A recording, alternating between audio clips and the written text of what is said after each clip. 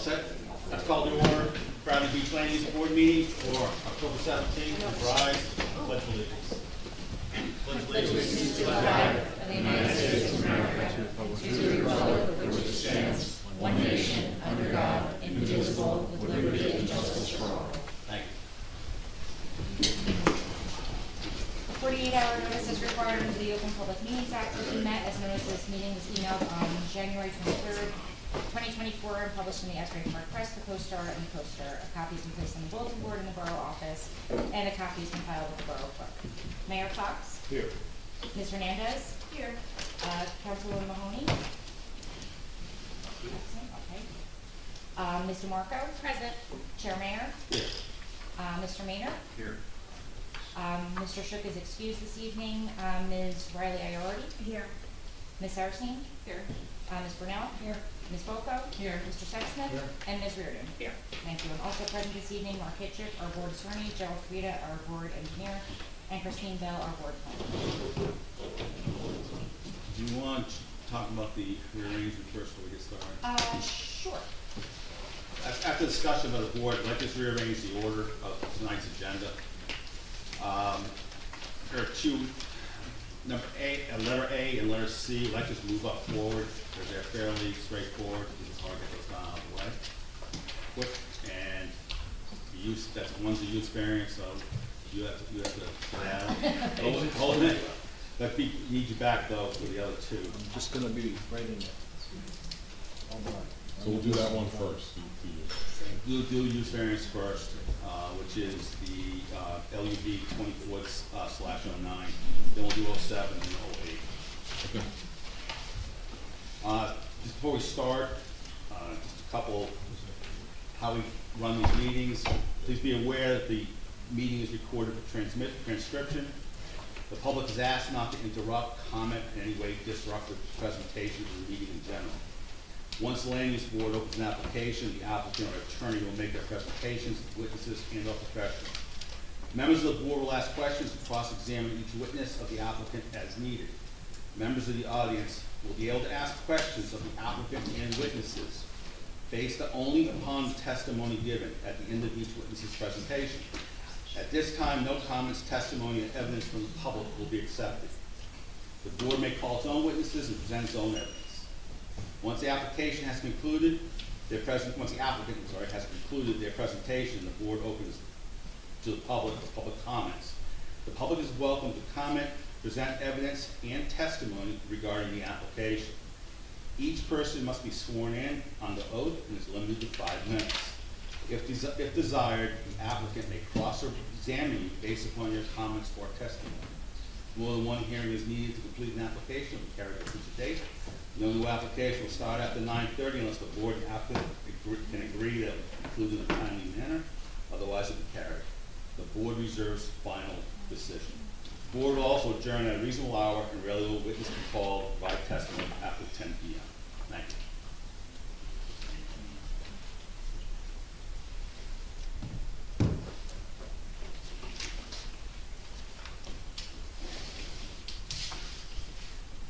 Fine. You're missing an IT. My IT guy's out tonight.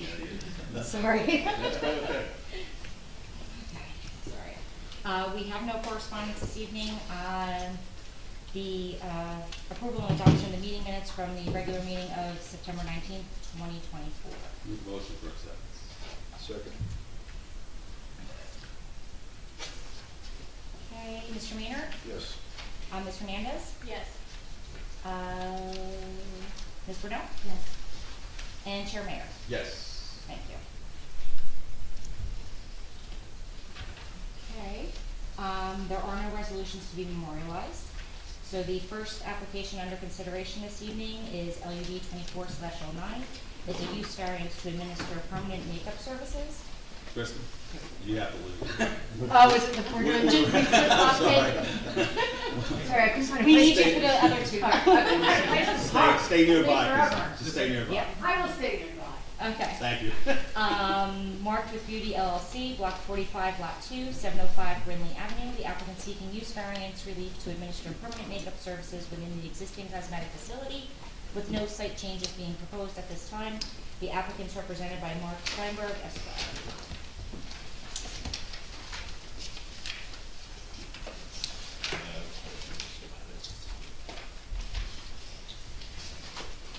Kittrick, you reviewed the notice?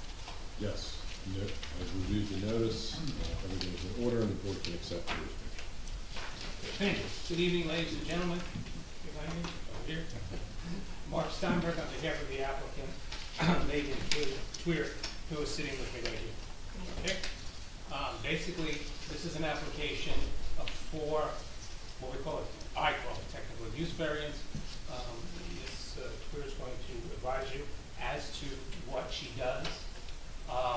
And we feel that does not fall within the category of a tattoo parlor. That's why she was denied her zoning approval. I do have only her, and I have one other witness. I have a professional planner, Allison Coffin, who will testify and advise to you as to why this type of use really wasn't contemplated when your zoning ordinance was constrained. So, we'll swear everybody in.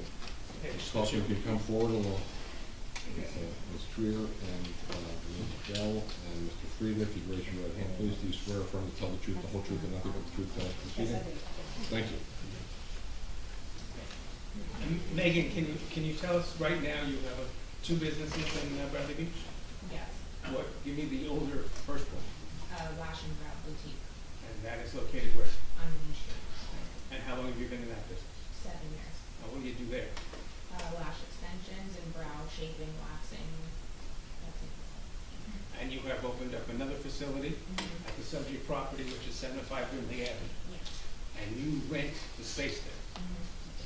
And right now, you do the same thing as you do in your other studio. We just do walk-in like brow appointments, similar to that, but we're looking now to No. do, So what you want to do is actually change the use. yes, And what do you want to do there? permanent makeup. Okay, can you explain to the board what permanent makeup is? It's a form of doing like hair strokes into a brow. So when we have clients that come into our other location that don't have a lot of brow hairs, they ask like, what can you do to help me to have more hair? And really doing permanent makeup is a style of like adding the look of having more hair onto your eyebrows. And you use a pigment. We use a pigment. And that pigment is administered with a medically sealed. Yes, like a one-time use sealed needle. And in addition to that, you sometimes do permanent eyeliner Lash enhancement and lip blushing. and you do lip blushing, and you may get into, I don't know if the word tattooing, but to enhance a woman's areola who has had breast cancer, and a part of her reconstruction would involve, Reconstructing her. well, basically making it look Mhm. as if it should Natural. look more natural. Right. And those were the only four things that you would do in the studio. There is, like hairline for men also, it's like dotted hair, that helps with like hairline receding and stuff like that. Yeah, it's very popular now. You gotta start over. It is a very natural approach to, helping someone enhance someone's look. You do not do any body painting, No body, no, body art. no body art, no tattooing. Now, It's- there's a difference between the inks or Yes. the type of chemical used. Permanent makeup is used with a pigment. There's no metals in the pigment, so you can do MRIs, you can do everything normal. With tattoos, I don't think you're allowed to do MRIs because of the heavy metals inside of them. So it's really not using tattoo ink or And- tattoo style. And this fades, And it fades, it's semi-permanent, semi-permanent, and it fades. yes, Now, do you need a special license for this? yes. Explain what type of license. So there's a state of cosmetology license that you have to have first, and then you go for further licensing, which is Board of Health, because there is bloodborne pathogens within it. So there is additional licensing needed to be able to perform. And are you subject to any inspections Yes, by whom? the health, Board of Health. Board of Health would inspect. What do you do with the one-time needle, if I could call it that? Dispose of it and get it picked up by a company who just like a doctor's A office. doctor's office who would take needles and dispose of it. Mhm. And why can't you do this at your location on Main Street? In New Jersey, it's not allowed to be in the same facility as any other beauty stuff because it's bloodborne. In New Jersey, it's supposed to be two different suites, I guess. So other states do allow it where you could just make it easy, but Not in the state. we aren't allowed, yes. Now, the facility that you lease, how many, there's a question of how many, I think they're beds, either sort of a bed or a chair, in order to do these, In Market Beauty, we would just have 2 beds. because one of the plans shows 2, and one of the others shows 3 by your architect. So we used to have 3 beds with Lash and Brow Boutique used to be in this spot. We moved to Main Street in May, so that might be showing that we used to Okay. have 3 beds, now there's 2 beds. The 2 beds, and is there a screen between them for privacy? There isn't, what is it called? When one person's on a bed, we clean that up and then we go to the next bed, so we kind of stagger the appointments. And that gets into, which surprised me when we discussed this. For a full eyebrow treatment, it takes up to 3 hours? 2 to 3 hours, depending on how big or how much goes into the brow. So, on a given day, how many, well, number one, are you gonna have any walk-ins? No, So everything will be by appointment only. And, how many employees? 2. And on a given day then, what do you anticipate being the number of customers you can serve at maximum? 3 to 4 a day.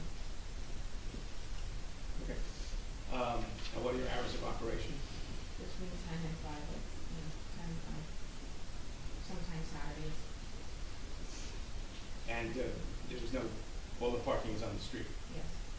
And as I said, you used this facility before for a similar eyebrow situation, but not when it That's why comes down this to the does so permanent well, market. because it cross markets each other easily. And you have a customer base? Yeah, we actually have a waiting list for people that are looking forward to this opening up. We started it about a month ago, and I actually stopped, I hadn't updated the list when I gave you, but there is a long list of people waiting to do stuff like this.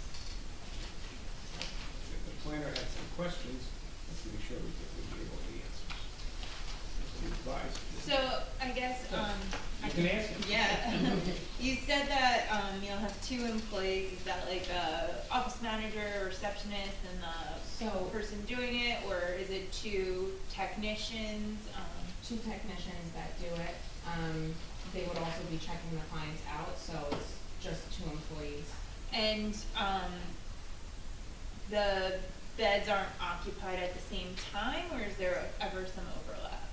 They wouldn't, there might be some overlap at some points, like one person laid down, the other one's being cleaning, but for the most part, they aren't. For the areola treatment, we would close the shop down and have one person at a time.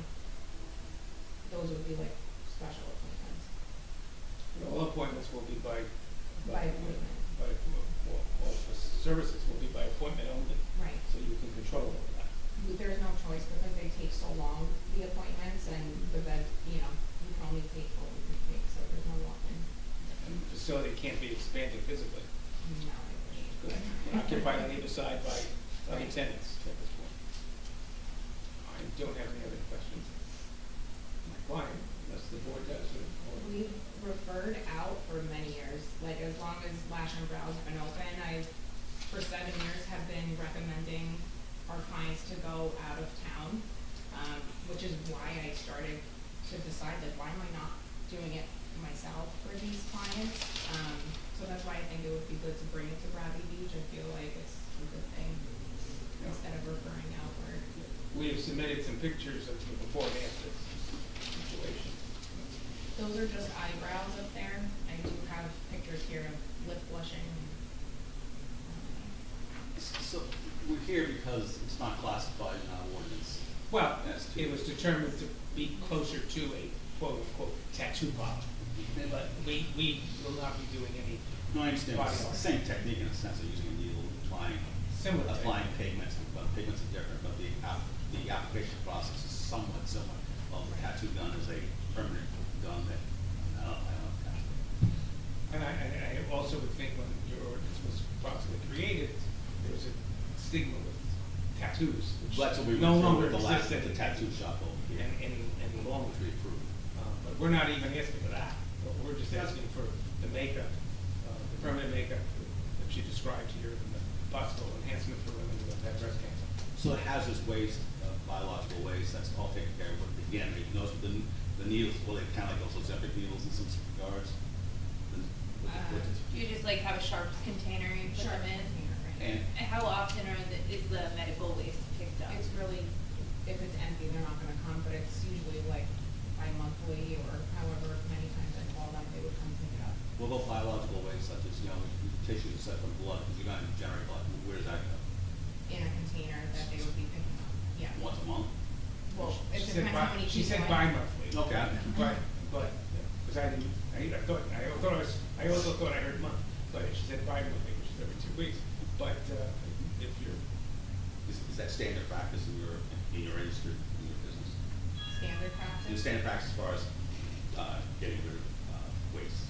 For that, for permanent makeup, yes, just because it is a bloodborne pathogen thing, but the Board of Health would come in, make sure everything is Okay. the way it is before I'm even able to continue. Just wanted to right, and if you were active and had a lot of clientele, then you would maybe call more often for that. If they Right. picked up when, whatever that container is gets filled, you call. Right.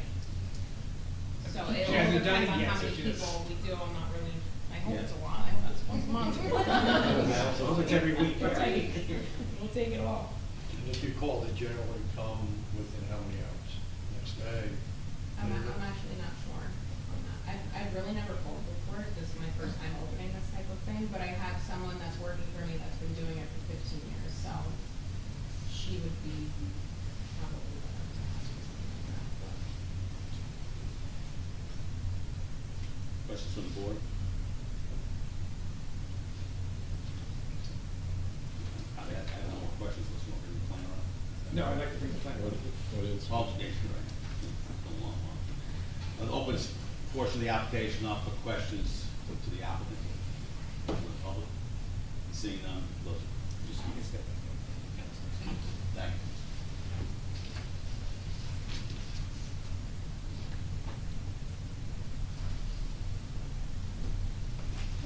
Hi. You've been here before. I was just gonna say, Allison is a professional planner. She's probably appeared before this board on several occasions, so I could offer her as an expert in the field of Very residential sad. planning. I'm still licensed. That's a valid, point. That's a relief. I had a rough week last week, but I did not tear my license up.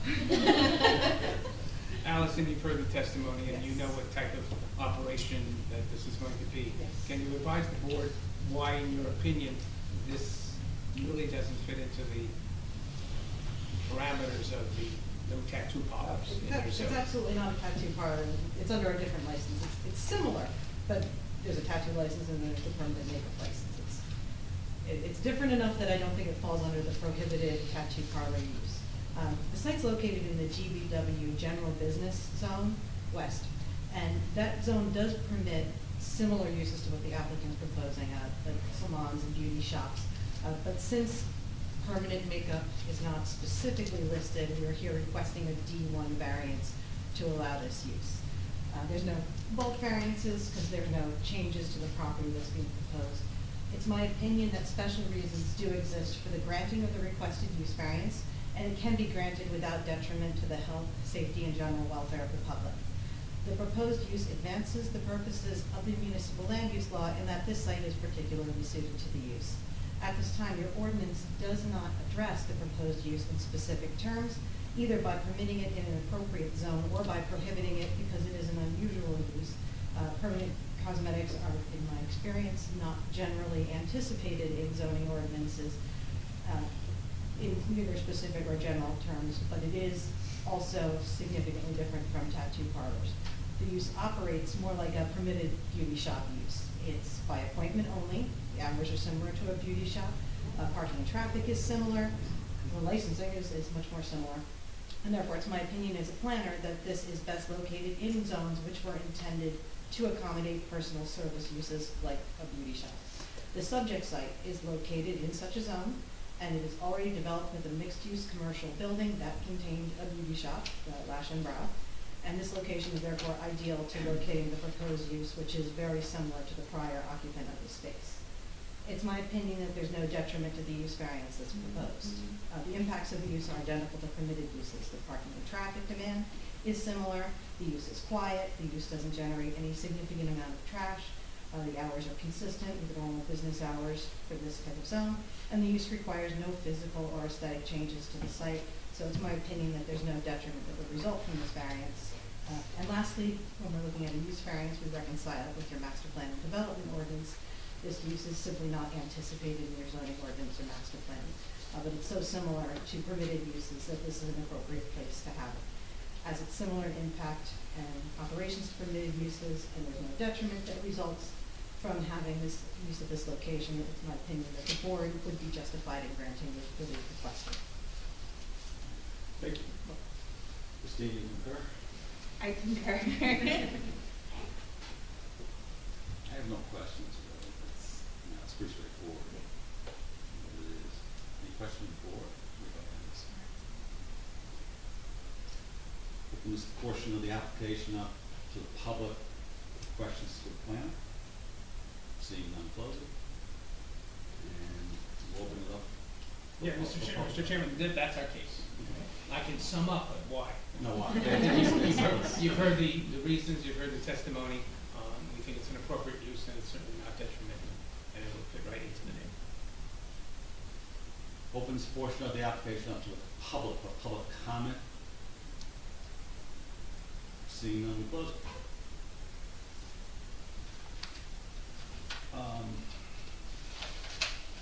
It's really, it's not a tattoo place. It's beauty parlor in a sense with more enhanced products. Make a motion for approval as presented. I'll second.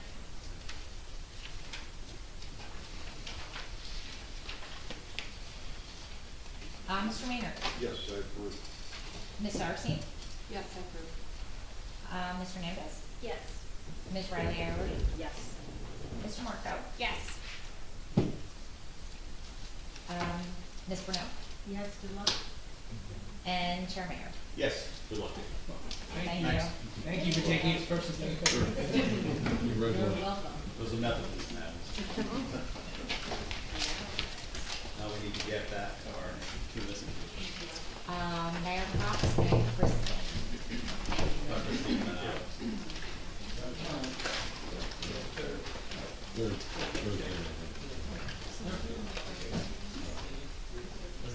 Thank you, Mark. I didn't see where she was sitting there, because she's, maybe, I don't think she's in the.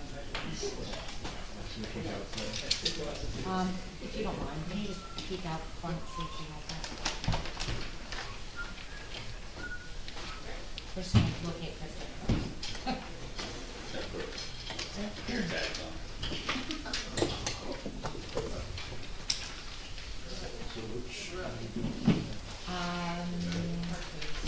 The Flagstaff Park place.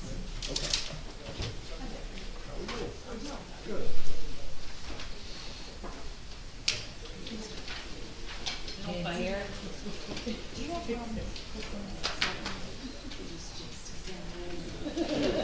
Can you just let her know come back?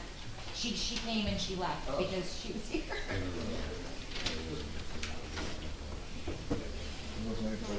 Yeah. And I think she thinks that it was gonna be that good.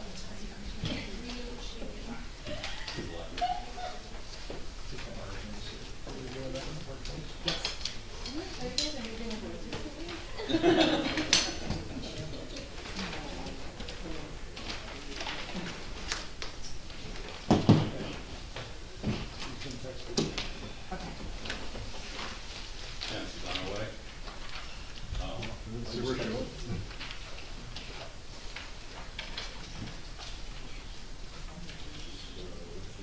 don't have her phone. No, can't text her.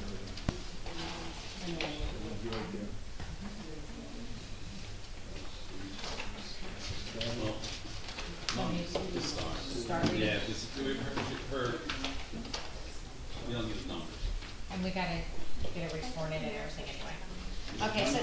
The, Got it? You know? yeah, she said she Yeah, wanted she it. said she's, should be right there. Okay. Next application under consideration, LUB 24/07, bulk variances for side yard setback for a proposed second floor addition. Arlette Matt, block 18, lot 19, 512 Park Place Avenue. The applicant proposing a second floor addition over the existing first floor at the rear of the existing dwelling. I'll just note for the record that Mayor Fox and Councilwoman Mahoney have returned.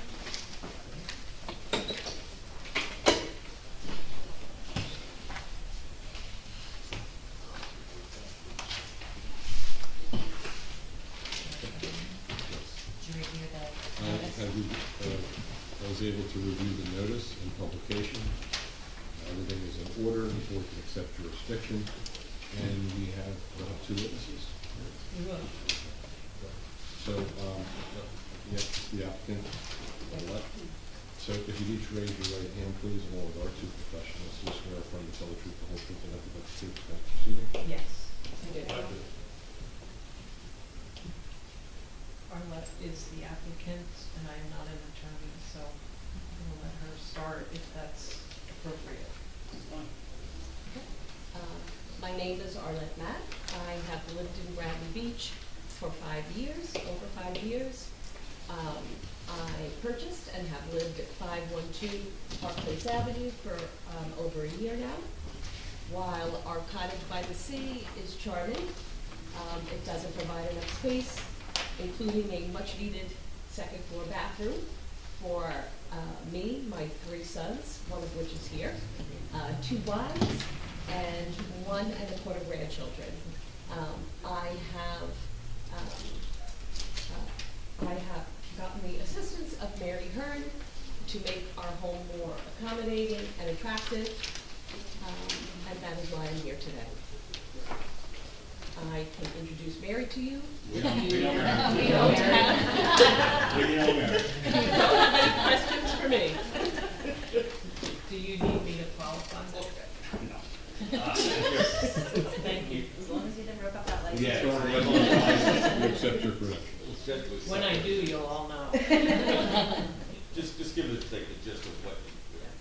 So the home is on the north side of the street, just east of Hammond. It is on a very small lot, 25 feet wide by 90 feet deep. Therefore, we are 2,250 square feet of lot in the R1 zone. So we're significantly undersized, we're significantly narrow. There exists a 2-story home on the property, and the back portion, significant back portion of the home is 1 story. We would like to add an addition over that 1-story portion of the home only, not change the footprint. The challenge is the house doesn't sit centered on the lot. It is 6.5 feet off of the westerly property line, but only 2.3 feet off the easterly side property line. So we're here tonight seeking a side yard setback variance. When we first met, the ordinance allowed for 2.5 feet of required setback, and we are shy of that, but now your ordinance requires 4 feet minimum for a side yard setback. So we are here seeking 20.5 inches of variance if the board can see to that. There are a lot of pre-existing nonconformities on the lot and the structure itself. They're listed in my chart. We're undersized on area, width, and depth for the lot. We are non-conforming in our front setback to the house and to the porch. We are non-conforming in terms of parking. We have no parking. And we are non-conforming, and I did not check the box on that easterly side at 2.3. If approved, we would not be making it worse. We would be at the 2.3. I can walk you very quickly through the plans. The existing plans are on the second sheet. I have existing alongside proposed on the right side of sheet number 2. There's the existing first floor plan, living room, dining room, kitchen. The living room right now is open to the dining room, but the kitchen is closed off. from the rest of the house. We'd like to open that up.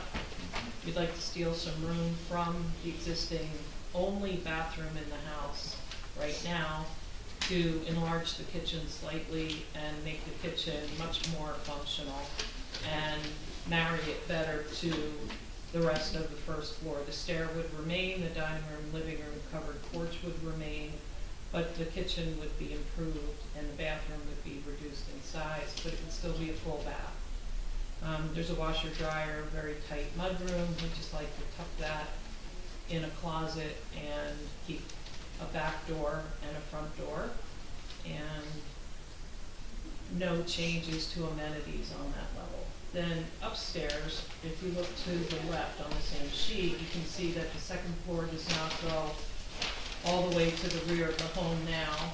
And if approved, we'd like to add to the rear of the home and convert what is now the rear bedroom into a study and cut a hallway through it to a new bedroom and full bath on the second floor, so that those that are sleeping in the house don't have to go downstairs to use the bathroom. That back bedroom would be your room, because it would be the biggest, and offer 2 small closets. The front 2 bedrooms would not change. We would like to improve the closet for the 1 bedroom by, if you can see, the closets are so tiny. You can't fit a hanger sideways. Some male art, no. But we'd like to take the middle wall out and then improve the 1 closet, and then have a study so that work can happen from home if wanted. So we feel we're keeping it quite modest. If you switch to the next page quickly, the roof line, again, if approved, would just carry straight back. It's a very simple gable. Sorry, Mr. Fisher, you have to go over there. Just a simple gable, east to west, and continue that back. On the left side of the elevation sheet, you see how the roof line is now at the rear of the home, and we would just carry the gable back. The height now is 26'8", I apologize. That's all right. 26'8" tall, We've and both that done would, worse than it. and that would be the same for the addition if approved, and that's compliant in terms of height. So it's a very simple application. The house right now is 1,100 square feet gross livable. If approved, we'd be at 1,386 square feet. We would be adding 286 square feet of livable area to pick up, in essence, a study and a full bath on the second floor. And then at the same time improve the kitchen on the first floor. The property, do you have the photos? I don't know who's in charge. The property that's most affected on the west side, on the east side, their home sits fairly close to our property line. And if you can see the aerial, I don't know if, yeah, that's perfect. Their home actually jogs away from our shared property line as it goes back. And if we're approved, you can see the addition would sit over that 1-story portion, and the entirety of the addition would actually be rearward of where that neighbor bumps off of the line, which we think is very good for us and for the neighbor. That property happens to be wider than ours, and I'm not saying they're gonna knock it down, but if they ever did, they would have the opportunity to move the house a little further off their line. And if they were to keep it and renovate or add, they would be required a certain distance to their addition off of the line. So we think that helps the ask somewhat. It is tight. If approved, we hope to re-side and refinish the outside, so there'd be some benefit to the neighborhood in that. The houses look similar on that side. We wouldn't be changing the front look at all, but we would be building up only over the rear. I have a lot of respect for the new ordinance. As an architect, 4 feet is much better than 2 feet or whatever your percentage allowed before, for 2 main reasons: fire separation between homes and egress and ingress around the house for anyone that in an emergency needs that space. If we're allowed to do this, we wouldn't be creating that problem. That challenge already is there. If approved, anything that we add, we would have to fire rate, and we don't have no windows planned in our addition, per the building code. Those are requirements of the building code. So what we add would not make that condition any worse, but it is too close to the property line, so we are here seeking that. Again, I'm not a planner, I'm not a licensed planner, but we often talk about air and light. And if we were held to 4 feet off the property line, there would be slightly more air and light, but again, we're here asking for 20.5 inches. I think that's, can be considered de minimis in the amount of air and light that we could be blocking to that neighbor. And that's pretty much it in a nutshell. Could you tell us about, there's no basement, right? There's no Can basement. you tell us about the foundation?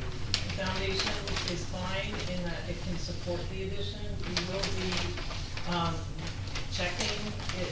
We've only checked it in 2 places, so there's a chance that it may need some extra support as we're building, but the majority of it and everything that we've looked at is substantial enough to keep. Is the crawl space accessible from inside the house? Yes.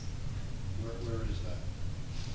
Did I maybe didn't include a foundation plan for you. It's from, I'm sorry, not from inside the house, from an access panel, from the windows on the outside, yeah. Okay. Yeah, I apologize. No, that's fine. Yeah, And attic, can that be used for storage? yeah, you use that for storage now, right? Your attic? Absolutely. Yeah, You have, yeah, you have a pull downstairs? yes, and that's shown here on the second floor plan, yeah. And we would continue that, although over the master bedroom, we were hoping to cathedral the ceiling, just because every room still would be small in this house. So we would have added storage over the bathroom portion and the hallway, but then at the back, we're hoping to do a cathedral ceiling over our master. Thank you. For the primary. Are there any changes to mechanicals and such, additional air conditioning, anything like that? Nope. We're good. And I know it's, general comments, C, pop up there. As far as stormwater, can you collect at least the front gutters? Sure. Get them into a dry well, pop up in there, some type of. I don't have room for a dry well on the front. I don't have any clearance for a dry well. Can you get them out to near the curb? I can. I only have approximately 9 feet of property in front of the porch. Yeah. Can we put perforated pipe in the trench? Sure. Okay, Yeah. so, yeah, we could work out something. Okay. And then That'll if we can- benefit if we you. can get to the front of the house, we can't get the whole house because we don't wanna put it in the backyard with no way for it if it should fail. Right. To be able to cover. I think we can at least get the front. Mhm. They're not adding any building coverage or impervious coverage. So that would be a benefit. Okay. So that, if it goes forward, that's what they agree to. Questions from the board? Open this portion of the application, public with questions to the attorney.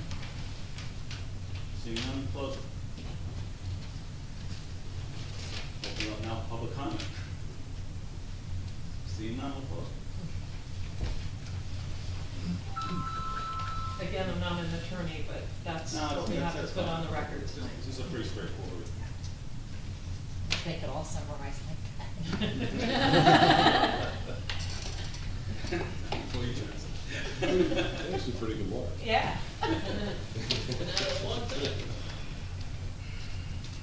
Yeah, it is what it is. These properties are what they are. If you're not expanding any way, shape, form, or footprint, impervious coverage remains the same. The setback, there's no impact on setback. And to try to bump it over, it makes no sense. We actually considered it, and the way it would realign kills the rooms. It's just so small. And it's also silly. It's, you just, it's, you know, trying to prove a point, and I don't think we need to do that.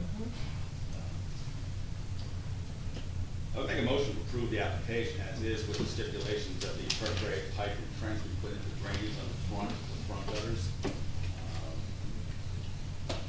And also that the side, the outside of the house would be re-sided and improved, or not, actually, just new siding. You offered that. Is there anything else? I have a second. Very good. Who was my second? Kelsey. Mr. Maynard? Yes, I approve. Ms. Saracine? Yes. Ms. Hernandez? Yes. Ms. Riley Iordi? Yes. Mr. Marco? Yes. Councilwoman Mahoney? Yes. Mayor Fox? Yes. Ms. Brunel? Yes, enjoy your bathroom. And Chair Mayor? Yes, very good. Thank you. Congratulations. Thank you for your time. Oh, thank you. That's always. That's all one. I'll take those. Because I'll forget them, and you can't get out. Yes, you are. You're leaving. Mayor, we submit the plan for, so Jerry can Yeah. take compliance for review of the pop-up building. Yeah. The next thing. I'll get you ten. Thank you. Thank you. Thanks. Three. I doubt it.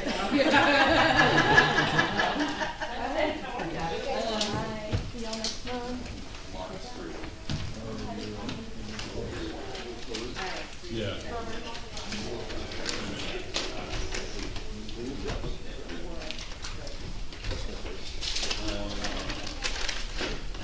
Yep, we're ready. We're ready for the next application. All right, the next application under consideration this evening is LUB 24/08. Both variances for the proposed demolition of the existing dwelling and construction of a new two-story dwelling, Jin Pong, block 17, lot 10, 401 North Avenue. The applicant is proposing to remove the existing dwelling and construct a new two-story dwelling requiring variances for building coverage, front yard setback, side yard setback, rear yard setback, building height, driveway width, driveway distance from the intersection, and for pre-existing non-conformities relative to lot size. Applicant is represented by Thomas J. Hirsch, Esquire. I just want to note for the record that Ms. Hernandez had to recuse herself as she lives within 200 feet of the property.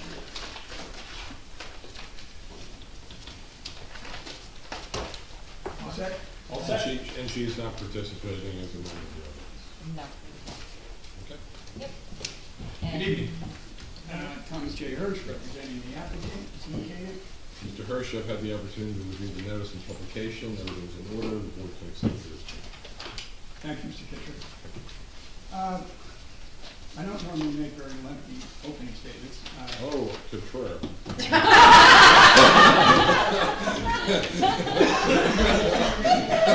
Tom, I feel like every time you come here, it's a little bit of a roast. You know how I operate. I think in this case, I'd like to just make a few points, because these undersized lot cases are always difficult.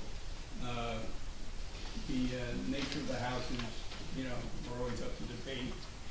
Too big, too small, too whatever. So essentially what we have here is a young couple that has had this piece of property in the family for many, many decades, and now want to build a home and make this a permanent residence.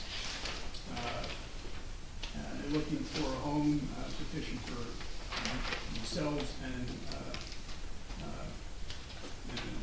Ms. Jim's mother, and also hopefully with future family. Right. I can tell you there's been tremendous amount of time put in on the design of the house, on the landscape plan, which I think you'll find is one of the most aggressive plans you will see, especially for an undersized lot, which you don't normally get in these cases. To try to beautify not only this property, but the other. The house that exists there, as our testimony will point out, is the one house that is most inconsistent in character and massing in the entire neighborhood. So the house that's proposed is, we believe, from a zoning perspective, much more in keeping with the character of the neighborhood and the massing of the neighborhood in terms of size, 2 stories, typical of the nature of these homes. So the home itself, we believe, is definitely in character and its size, scope, massing with the neighborhood. It's a corner lot, which helps offset some of the issues about setback, because obviously we own homes on both sides, we have streets, and we're dealing with 2 other properties. We think when you get the testimony, you'll see that even though we have some setback variances, which are not unusual on these undersized lots, we're not creating any detriment, much less a substantial detriment to the other properties. And I think that's really what has to be focused on. What is the substantial detriment? Having met our burden, we show we're not creating one in terms of the aesthetics and size, et cetera, of the home. So we have we have 3 witnesses, actually 4, guising under 3. Kashuba's here as an engineer and planner. We will first have him testify some engineering comments, and then we'll bring him back at the end of the application to testify as a planner after all the other evidence is in. We have representatives from the homeowner, and also our architect. As I've indicated previously, that the plans are prepared by an architect licensed in the state of New Jersey, although the firm is located in New York. And the testifying architect will qualify, is not licensed in New Jersey, but is qualified as an expert to testify. The plans themselves, he worked on the plans. So really, the plans, he's a qualified architect. The plans are appropriately sealed by Jersey architect. So we have a nice overview of the neighborhood that I think is very important considering the impact from this home and the variances we're selecting. So having said all of that, and we think there's many things in the zoning ordinance this lot does meet. Part of the coverage, by the way, is having a garage, having on-site parking. How often do you hear no parking? So that's a big consideration and why there is a little more coverage related to that. So having said that, I'd like to first call Roger Lane to give some background and history of the property. Our architect and our engineer planner will get more into the detail of the surrounding properties. I'm not going to have him testify to all of that, but I want to have the history of the property, how it's been used, what their intent is in terms of using it in the future. All right, so it's Roger Lane. Yeah, Roger Lane, our other witnesses, the architect, Niall, Carol, his spelling, and Joe Kashuba, be the engineer planner. That's the I'm three. sorry, who's the architect? William Lane? Niall, N-I-A-L, Carol. Okay, so why don't we have everybody come up and swear everybody in, and then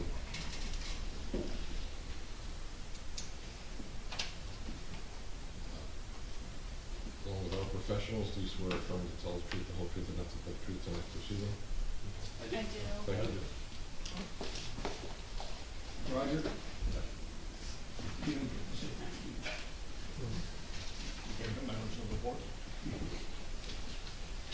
Okay, Mr. Lynn, call you Roger for the night.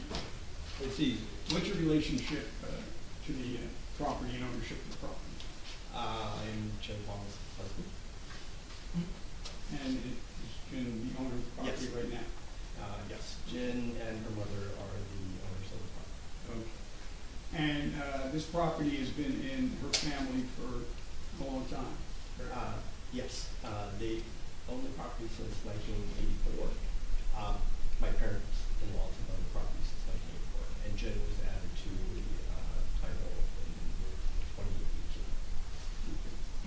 And during that period, up till now, how has that property been used? It's been primarily a summer getaway. They lived in the city. Jim and her brother grew up in the city, but every summer they come down and spend the summers here during breaks. All right, and has the property been a rental property? It's been rented once, I believe, for 1 or 2 months, roughly 10 years ago. But since then, it's never been rented. So now, in determining what you want to do with this house, explain to the board what now has changed from utilizing this home as part-time, summer residence, et cetera, to what you envision for the home. So our hopes for the home are to, well, right now it's 900 square feet, so we're hoping to make it appropriately sized for the whole family to be able to spend summers there. Jim, her brother and his wife, and my mother-in-law. Her father has since passed, but as you can see from the design, it's been designed to accommodate the needs of the individual family members. And ever since work from home became a reality, we've been spending pretty much every day I don't need to be in the office, spend at home. So is it your intent to make this your permanent residence in the future? Yes, that's the intention. Now, when you made this decision to transition, if you will, this property, what steps did you take concerning how you planned it? So we hired a Passive House certified architect, which has been kind of instrumental in our desires for how the house could be built. And also we have also hired a Passive House consultant, as well as a planner, engineer, and also a landscape designer, and kind of trying to create a unified vision for what our house should be. And the design of the home, did that go through variations with your architect to try to get to the point where you're at tonight? Yes, many iterations. We actually started this project during pandemic, but we've been working with this current architect for 2 years, but it's gone through many iterations, and some of that was trying to keep up with the changing ordinances, but also to just over the years showing it to the neighbors and soliciting feedback and trying to come up with a design that met both our needs as a family and also the neighborhood's needs. And in addition to the architect, you also got input from a landscape architect? Yes. And that's the plan that the board now sees, that will not here, but that we have filed. Yes. The board, if we're gonna get into with testimony, after this. And that went through many changes and recommendations as to the types of plans that would work appropriately here. Correct. Our brief for the landscape architect was to try and realize as many native species as possible. It's not 100%, but we did a fairly good job. And part of that is also my mother-in-law loves gardening, so it kind of, kind of. So we're gonna get into that, obviously, a lot more detail with our expert witnesses. And you also, before I was involved in this, you requested a technical review meeting and you held one with Mr. Frida and Ms. Bell. Yes, that's right. And they provided you some input and observation and issues concerning the application. Yes, there was feedback surrounding the driveway, coverage, documented square footage. We've taken actual feedback and incorporated it into the subsequent design. And did you also take time to discuss the development with your neighbors? Yes, we have. And when you say your neighbors, what neighbors did you, generally speaking, adjoining neighbors in the block? Yes, both of the neighboring, houses, as well as, neighbors further down the street, across the street. Yeah, we've spoken to quite a few, neighbors and also in the wider neighborhood as well. And, did they make any suggestions to you concerning the house? Yes, they've made quite a few, suggestions, and which we've also incorporated into, our design as, shown in kind of subsequent, submittals we provided.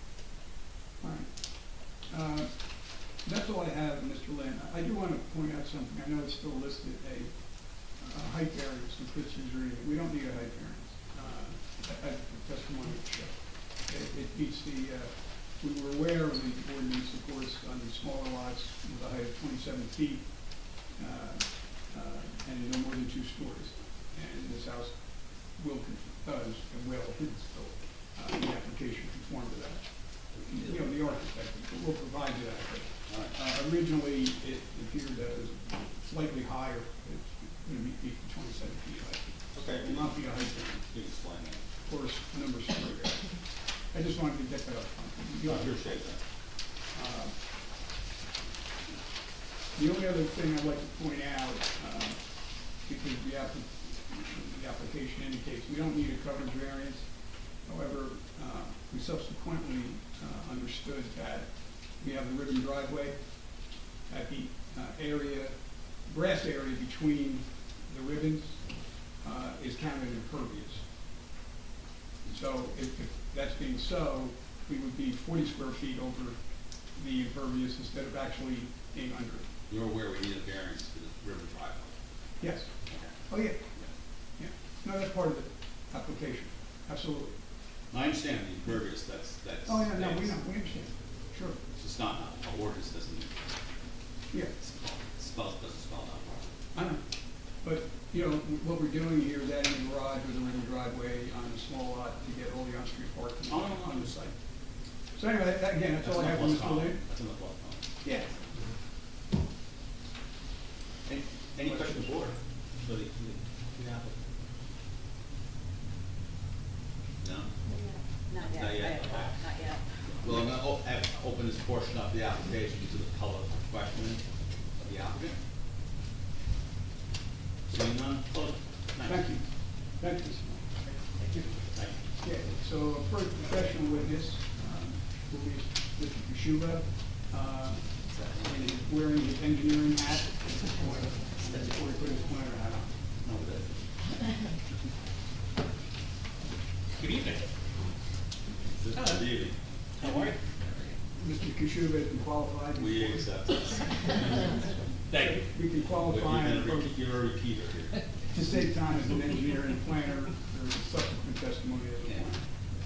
Christine, you. Thank you. Take my 10 times the premium. Mr. Kishuba. Yes. You prepared the plot plan as before the board tonight. That's correct. Okay. And you're familiar with this site in terms of personally being in and at the site and around the neighborhood? Yes. Okay, so you have familiarity with the types of homes and character of the neighborhood? Yes. Okay. So what I'd like you to do is, obviously we have Mr. Friedman report. And there's a listing of, different variances, which obviously we understand. And I'd like you to,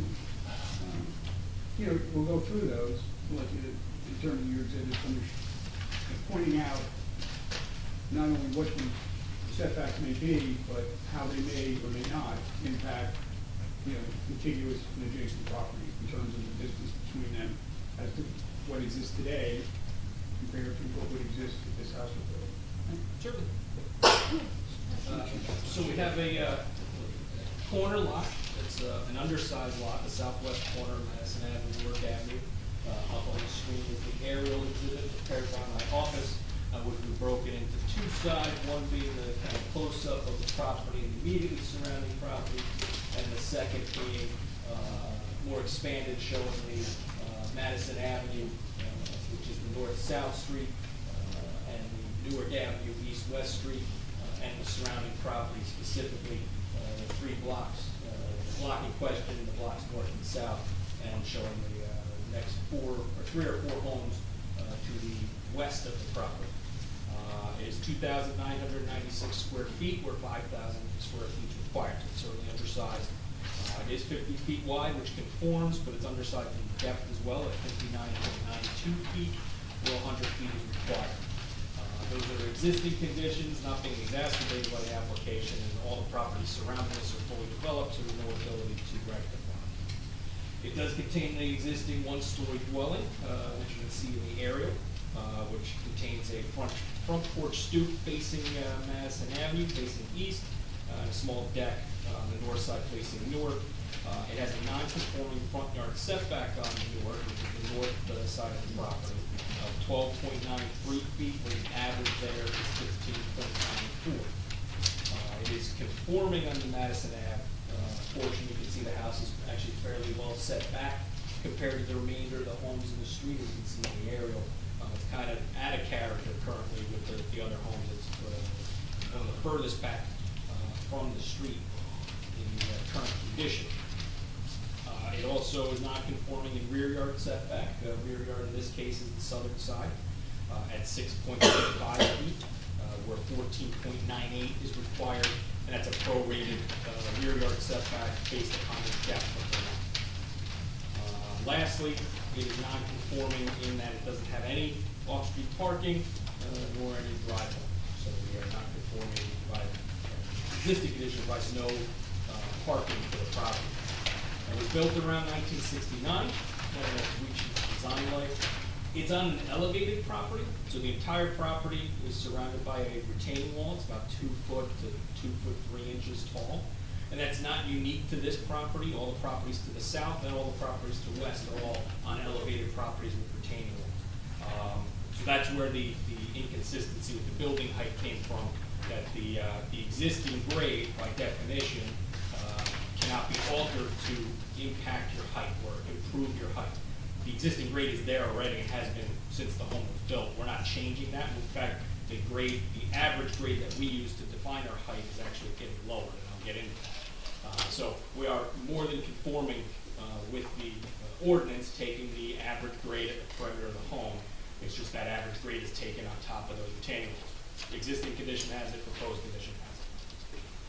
So that's where that inconsistency came from with the building code. It's also on a unique street location in that it's on the southwest corner, and Newark Avenue is a one-way street heading west. So there is no eastbound traffic. So one of the items of relief that we're looking for is to have a driveway on the short side of the property. We'll get into that in a moment, but that is specifically impacted by the fact that we do have a one-way street, so it's kind of a unique situation. The surrounding uses are all single-family residential and a mix of lot sizes, with the exception of the houses immediately north across the street. There's actually 2 houses on that one lot. But other than that, all single-family. Typically tighter setbacks here, and primarily most are all 2.5 story homes. The homes directly catty-corner to the northeast, 330, 332 Newark, are the only other 2 ranches in this area. Everything else is 2.5 stories. We looked at the front yard setbacks not only by ordinance definition, which we've identified that on the plan, as indicated, we've identified that the front yard setback average on Newark Ave is 15.94 feet, and the front yard setback average on Madison is 12.98 feet. But that's not really a clear picture of what the streetscape looks like, especially on the Madison Ave side. So I did take a look at the front yard setbacks, not only for this block, but the blocks north and south, and I've broken that down and provided a table. So the front yard setback average for the 3 blocks is 6.83 feet. And that's measured to the porch or the forward face of the home. The majority of these are the sides of the home. There are no porches, but that includes the few of the homes that do have a porch, specifically the house immediately to our south at 1009 Madison, and then 1 block south at 903 Madison. Now, if you measure to the home and take the measurement as we would for the house setback, when we, on those two particular properties, that average increases to 9.02. Again, those, we're looking at the streetscape and what you see looking down the street. And actually, if you can go to the photo package, which are photos taken by my office. Yeah, I don't know if the mouse will reach, but if you want to try. I'll give it a spin. So looking at this top left photo from the photo package identified as 401 Newark Avenue is a view looking south, standing on Newark, looking south down Madison Avenue. And there's some other photos that I'll stipulate. I've taken these photos. They're all representative of existing conditions out there. I think I took them Monday or Tuesday. I forget what day. This is 1003 or 1103 Madison to the northeast. This actually has a 0 setback. The house is right on the property line, which is technically 2 houses north of us across the street. These are the homes on Newark as you're going west, 403, 405, and 407. You see the elevated retaining walls, the amount of stairs to get up to the homes, and the setbacks and porches. I'll be describing the setbacks we're proposing, but we're not asking for a porch setback. We're actually placing a porch on this in line with all those porches in the proposal. And then lastly, 1102 Madison, which is a block north, and on the opposite side of the street, that's another house that has a 0 setback. You can see how close it is to the sidewalk. This is the house immediately to our south, 1009 Madison. Again, you see the retaining wall. They do have a porch, and that's why we have that differing average. But when we include the face of the porch, which is generally in line with the house to the south and the house to the south of that, we take that average, that view corridor. We don't have consistent porches like we do on Newark. So when you take the averages and you look at, okay, what's your average porch at, what's your average house at, you're looking to keep and maintain that, that consistency through the corridor, that the porches all line up and the houses all line up. You don't have that on the Madison frontage. Again, majority of them, it's the side of the house. So that's why I took that average at 6.83 to demonstrate, what the forward point of all the structures through there look like. So just to reiterate, the North Avenue, the minimum front yard setback for the porch is the average is 8.48 and we're at 8.5. Correct. So while we need a front yard setback, the porch itself, which is the most forward aspect of the home, does meet the setback. Correct. It does align. The home that we're proposing is at 13.5, and I'll show that on the plot plan where the average is 15.94. I'll get to that shortly. Lastly, we have the photo here for standing in front of the property in question, looking north. You see the home. The face of the home is facing this property. South, and the side of the house is against Madison. This is the house, bottom left of that page, 401 Park, is a block and a half to the south. You see that this is where the retaining walls finally start kind of subsiding, but they do have a substantial elevated grade, and you see the limited setback there. This is a better view looking south from the property, and again, you see how everything lines up, and then the property in question, you see the house is substantially set back compared to the other homes south of the property. These last 4 photos are generally properties directly across the street. So for consistency, we did look at the houses across the street for their setbacks as well, and they're actually closer to the street. The average of all 3 blocks, the front yard setback to the porch is 3.57 feet across the street. That's the average. And to the house is 5.98 feet, so close to 6 feet. So we're proposing a front yard setback of 6.5 feet here, which is, in my opinion, commensurate with the construction that you see in these 3 blocks of Madison. The north end of Madison, things are a little tighter, and the intent of your ordinance is to provide consistency through the streetscape. I think we have done that in this case. So we're proposing to demolish that existing house.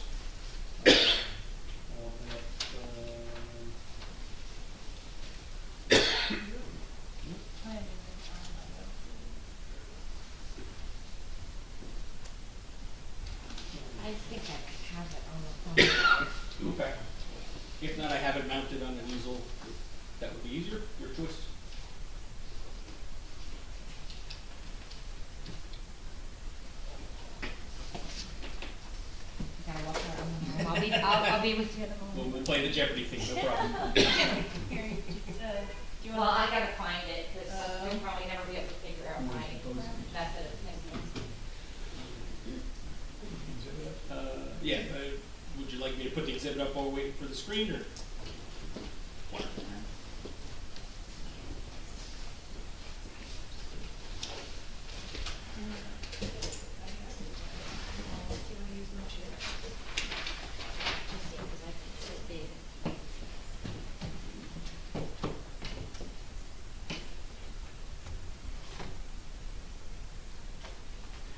So the exhibit that's going to come up on the screen is a plan revised by my office, last revised October 7th. You see it probably has the most amount of revisions you've seen on a plan of mine before it's gotten to you for the first time, which is a testament to we have been really refining this for some time, trying to get the best proposal to provide to the board. Is this the latest? Yeah.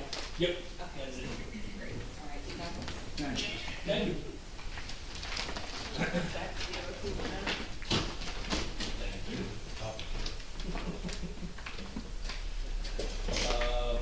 So we have several unique challenges. An undersized lot, which has the typical unique challenges, especially given the depth. We have that elevated condition. We're trying to meet the passive house standards, which will provide more testimony about, but it's a substantially energy efficient home. I'm not doing it justice by calling it that. They'll provide a lot more information, the architect, regarding that. Building a more appropriate front yard setback on Madison, trying to give some space to the south property, which is the rear yard, which you can see towards the south end. And one of the key improvements here is to provide some parking. Not only provide some, but provide 2 parking stalls. So we do have a parking stall in the garage, as well as a parking stall in the driveway. So we have 2 on-street or off-street parking stalls that did not previously exist. They will also not, in my opinion, impact on-street parking. By restriping the parking stall in front of this property, I do not believe we lose a parking stall either, and I'll explain why in a moment. We are asking for a front yard setback on Newark of 13.5 feet versus 15.94. Now, to be clear, that's measured to the home. As we indicated, the porch complies with the average. The porch there, I believe is a 6-foot porch. The home portion of itself is slightly forward of the average of the homes in the area. But we do match up the porch, trying to match up that streetscape, make it in line with the neighbor. The Madison Avenue setback, we're asking for a 6.5-foot setback, where 12.98 is the average. But that average only accounts for 2 properties. The 2 properties immediately south. One is somewhat close. One is substantially set back. But when we take a look at the 3 blocks and look at the true average of what's through there, which I think is the intent of your ordinance, we're certainly more commensurate with what the streetscape looks like through that area.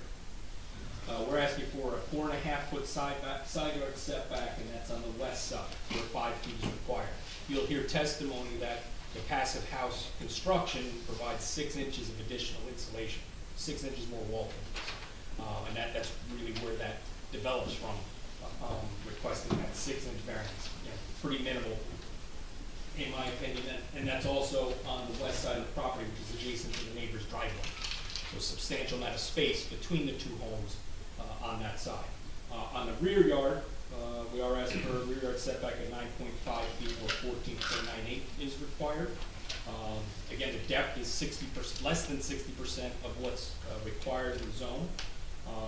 It's also against the neighbor's driveway.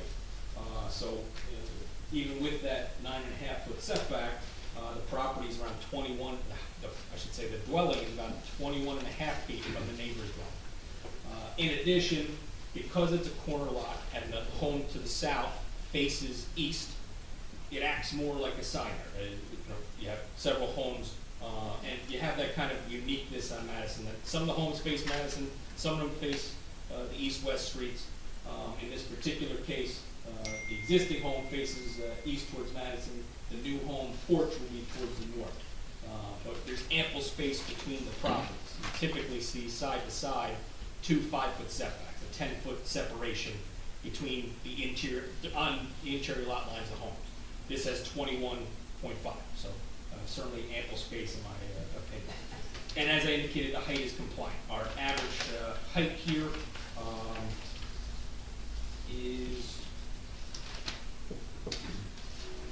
the existing average is 14.7. That's the four corners of the existing house. The elevation is 14.7. The proposed average grade around the property is actually 14.25, so almost 6 inches lower. And our height is measured from that point. So our height complies with the 27 feet, and the point that we measure from is actually a little bit lower. So it's actually 27 feet, but 26 and a half from what you see today. So we are compliant with the height. We're not asking for any height variance. The building coverage that we're requesting is 53.42%, or 35% is permitted. 45% of that is the actual dwelling footprint. The remainder of that is there's a small overhang of the home over the driveway. In this location, you have the porch and you have the rear entry, uncovered entry. And of course, you're adding the garage with more building. Correct. So the garage is part of that footprint, which provides the benefit of parking, but does we have dwelling living space above it, or it expands the footprint. Please go back one thing. Sure. You mentioned the actual dwelling itself, Mhm. what percentage of the lot was it? The footprint of the home itself is 45.4%. So that's the interior space of the home. And then when you tack on the porch, the overhang, and the 59. the back landing, it increases to 53.4%. 45. So about 8% is porches and landings and overhangs. And again, we're substantially impaired by the undersized lot here, and it makes it difficult to comply and build a home that's commensurate with the neighborhood and appropriate for year-round accommodations. However, although the building coverage is in excess, the impervious coverage complies when you don't include the strip. So the impervious coverage under the exact definition of your ordinance is 61.33%, where 60 is permitted. But that's inclusive of the 3-foot grass strip that we're proposing in the driveway. If you discount that, we're at 59.8%, and that was by design. We intended to meet the intent of the ordinance and comply with the impervious. There is no excess impervious on this lot. We have 2 driveway strips, we have a small walkway, we have a landing at the bottom of the stairs, and we have some retaining walls. That's it. There's really no patio, there's no excessive outdoor space. We're really efficient with the use of impervious, and the intention here, trying to not make this lot more intense than it needs to be. So we are requesting that slight overage because of the way the driveway definition is, that regardless if it has the pervious strip or not, it counts as impervious. Want to cover the general comments and? A few more things report. Oh, go ahead. I thought you were talking about that. Almost. We do need relief for the parking location on the short side. As I indicated, Newark Avenue is a one-way street heading west. So it's unique in that typically you don't want a driveway on a corner lot on the short side because it's closer to the intersection than if it were on the long side. You're trying to keep it as far from the intersection as possible to avoid conflicts. Those conflicts are typically when you back out into somebody who's at a stop sign. In this case, there is no one traveling in that direction. There is no stop sign in that direction. The only stop sign is on the opposite side of Newark, heading in a westerly direction. So not only is the driveway appropriate there, but you have a stop condition about 100 feet away, that when someone's backing into that driveway, somebody's going to be at a stop sign, and they'll should have to come to a complete stop. But we'll certainly be more aware of movements in front of them, and there'll be less concern for any kind of conflict at that location. So in this particular case, I think that driveway on the short side is appropriate because of the one-way condition. And again, we do not have any impact to on-street parking. There's currently an oversized stall in front of this property. It's about 28 feet long. We only need 20 to 22 for a parking stall. When we install the driveway, there can still be enough to fit a 22-foot long space and still have enough 3 or 4 foot buffer to the yellow curb, so that there's ample room to have one car parked there. It'll actually, in my opinion, even solve a problem, because most of the aerials I looked at and streetscapes, 2 people sneak into that one spot and hang out. So when it's an appropriate length, you won't have that condition. The mechanicals do require some relief for setback. There really is no rear yard to work with here. We did place them underneath that rear stoop. We felt that was the most appropriate location, at a view, as buffered as they can be, but there is some relief needed for that. And we did spend, and when I say we, the applicants spent quite a bit of time working with their landscape architect. They have a very specific landscape design proposed for this application. I don't know how to get to it, but. Everything else is in Chrome, if you click on the bottom. Sorry. Everything else, Yep. the Chrome one. Yeah. Click Oh, on yeah, it. there. Well, you can pull them up from the phone drive, that's fine too. Okay. Aerial photo board, architectural plan. I don't see the landscape. Yeah, I don't think it was in that. I was gonna say, was it in with the, there were several revised sheets, but then I didn't have a full set, and yeah, it might be in there. So I do not have the landscape plan, unfortunately. You have a printer? Oh. Is it the last sheet of the architecturals? Scroll way down. Nope. No? These are photos. These are photos of some of the other properties. Yeah. The architect would testify. Yeah. We do have it mounted on a board, which is here. I don't know if we need to mark that. That's not in the packet. That is not in the packet. I don't, like I said, everything was submitted like last Monday, so It should be inside. I thought it was in the original packet. Yeah, I thought so. That's why but it was in a separate sheet. Let me just see.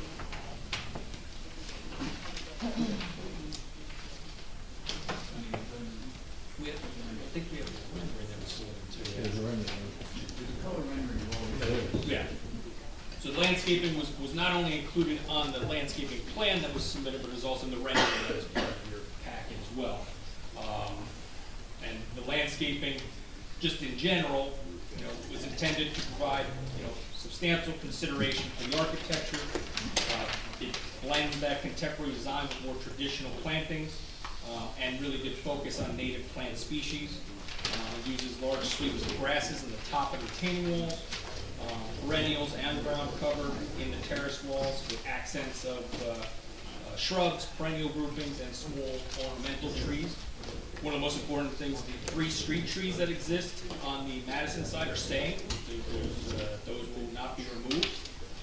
And the other issue with placing the driveway, actually on the Madison Avenue side, is the existing utility pole is about 5 or 6 feet north of the property. So to place a driveway on the southern side, which would be adjacent to the neighbor's driveway immediately to our south, there's a utility pole right in the way, right in the middle of that area. The material was selected to work well, not only in some restricted areas, while providing year-round interest, but provides pollinator species. The landscape architect kind of gave me some notes here, can't tell.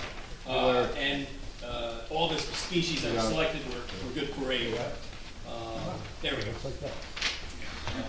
Can thrive in a shore environment. So you can see the material on the rendering here. The 3 trees on the left are the street trees that exist there today. Those are not changing. You see the ornamental trees we're placing along the front of the property, the ground cover on the different terraces of the walls. Again, rather than have one tall wall, we went with some smaller terracing to try and reduce the aspect and provide a little more interest there.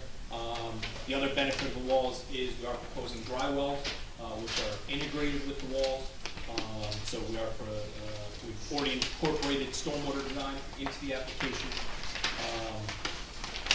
And you see the grasses towards the top of the wall, certainly trying to provide some interest here and really landscape this well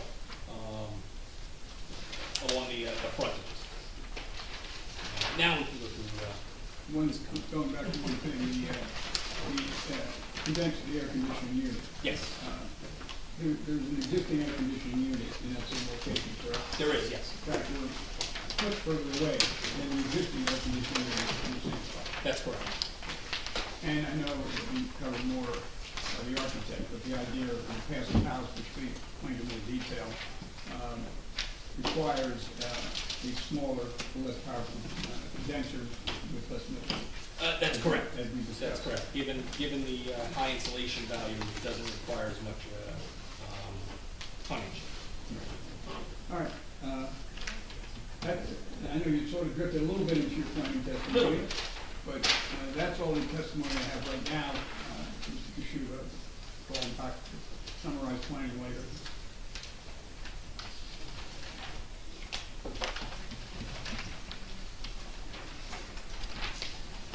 I'd like your, again, just ready to visit the square footage again.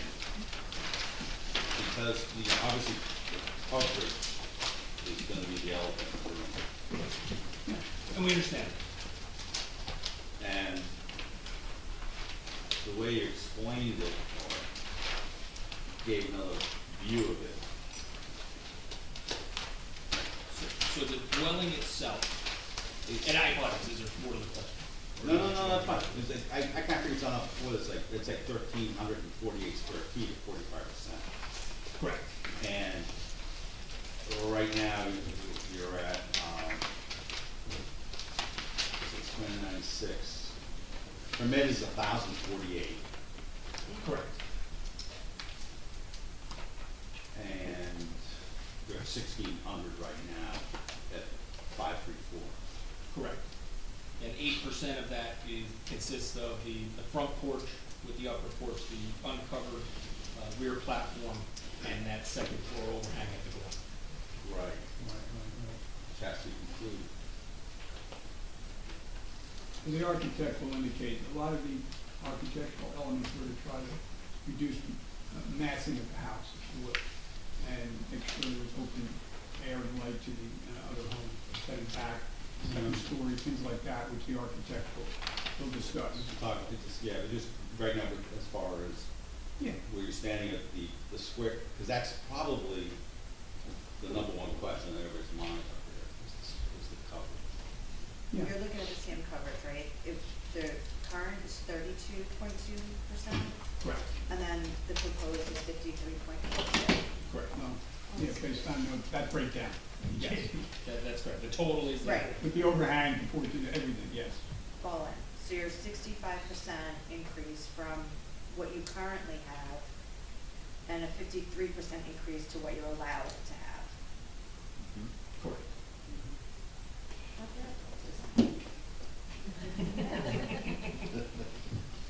Yeah, what our focus is, we understand that, that issue, and as we go through all the testimony, is what is the, if any, detriment or substantial detriment to the surrounding properties as a result of that? When you hear all the testimony about the nature of the architecture, you're hearing some of it about the landscaping and setbacks, the streets on both sides.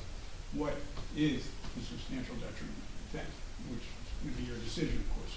The reality is it's only 3,000 square foot lot. So. Pardon? It's only a 3,000 square foot lot. Yes, but what I'm trying to emphasize is what is the substantial detriment on the neighboring properties, which is standard. No, if it was that much smaller, is there any different impact on those homes? So that's the entire package. That's a valid question, and that's what we're going to try to understand the best we can. It's a valid address question. all of that.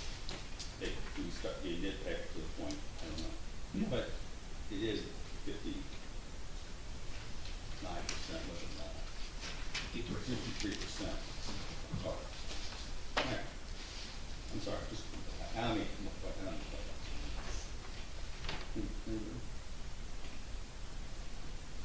I have a question.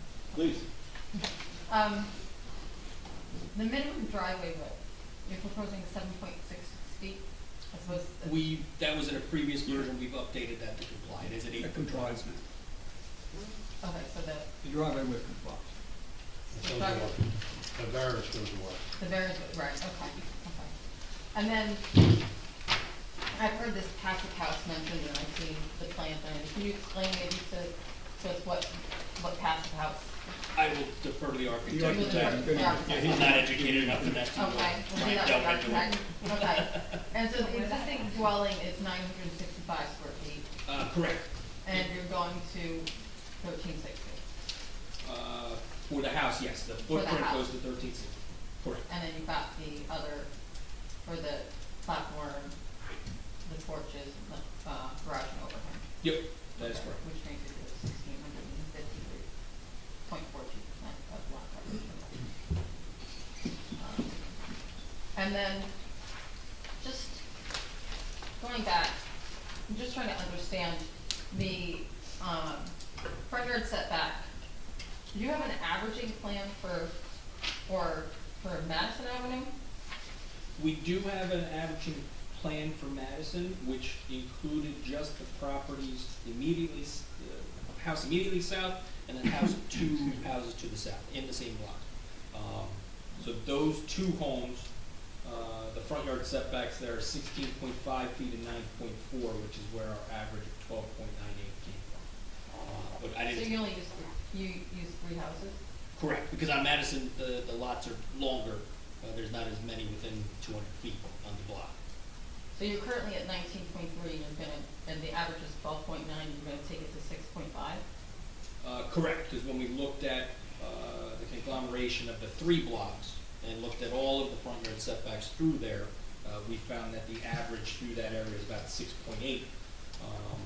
So we used 6.5 as our front setback. That's where we landed. We were trying to balance the western setback with the front setback. I know we've in many cases we've asked for front or side setbacks in like a 3 foot or 3.5 foot range, but given this was compliant with the width, didn't feel that was the best use of space here. So we did wind up with the 6.5 foot front. Thank you. Can I just ask one question, it's more like a definition?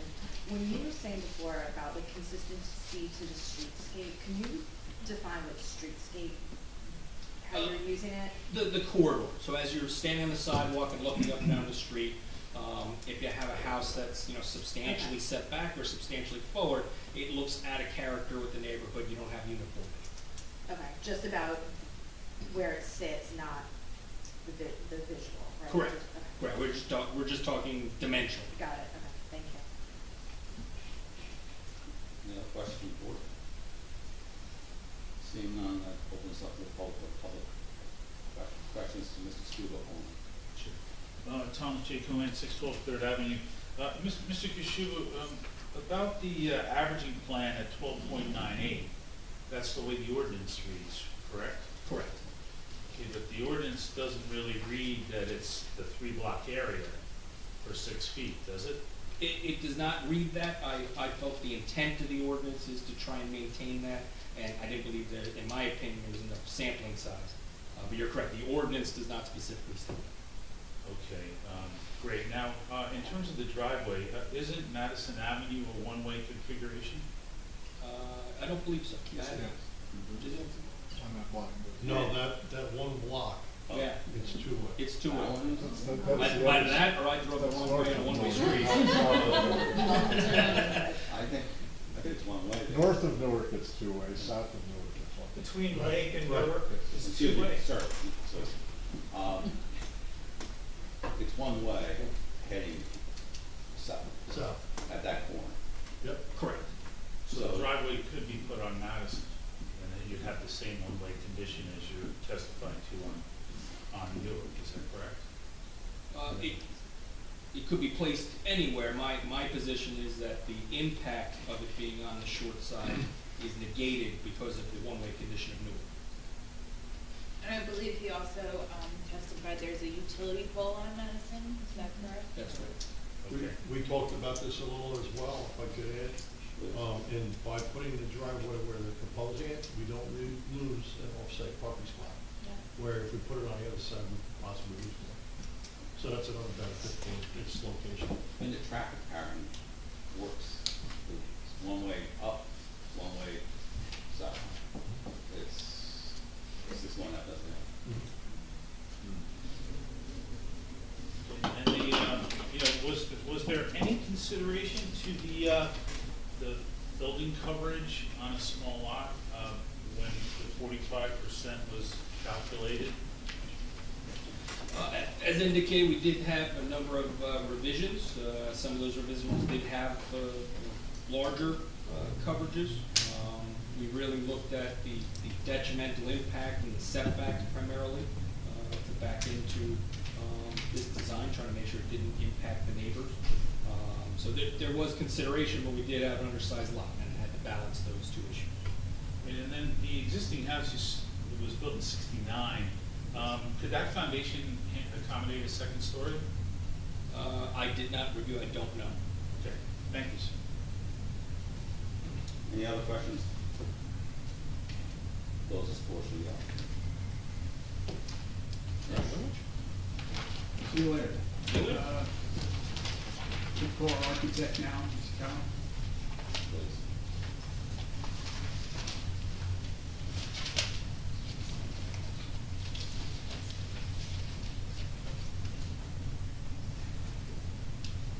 All right, now you have some. I have a smaller. Could help prints, see us if it's with easier handouts to with look all the at. plans. Could you hand me the books? Oh, yeah. If these are easier to, Yeah. We do have the full file. yeah, this is the copy of the plan. The whole thing.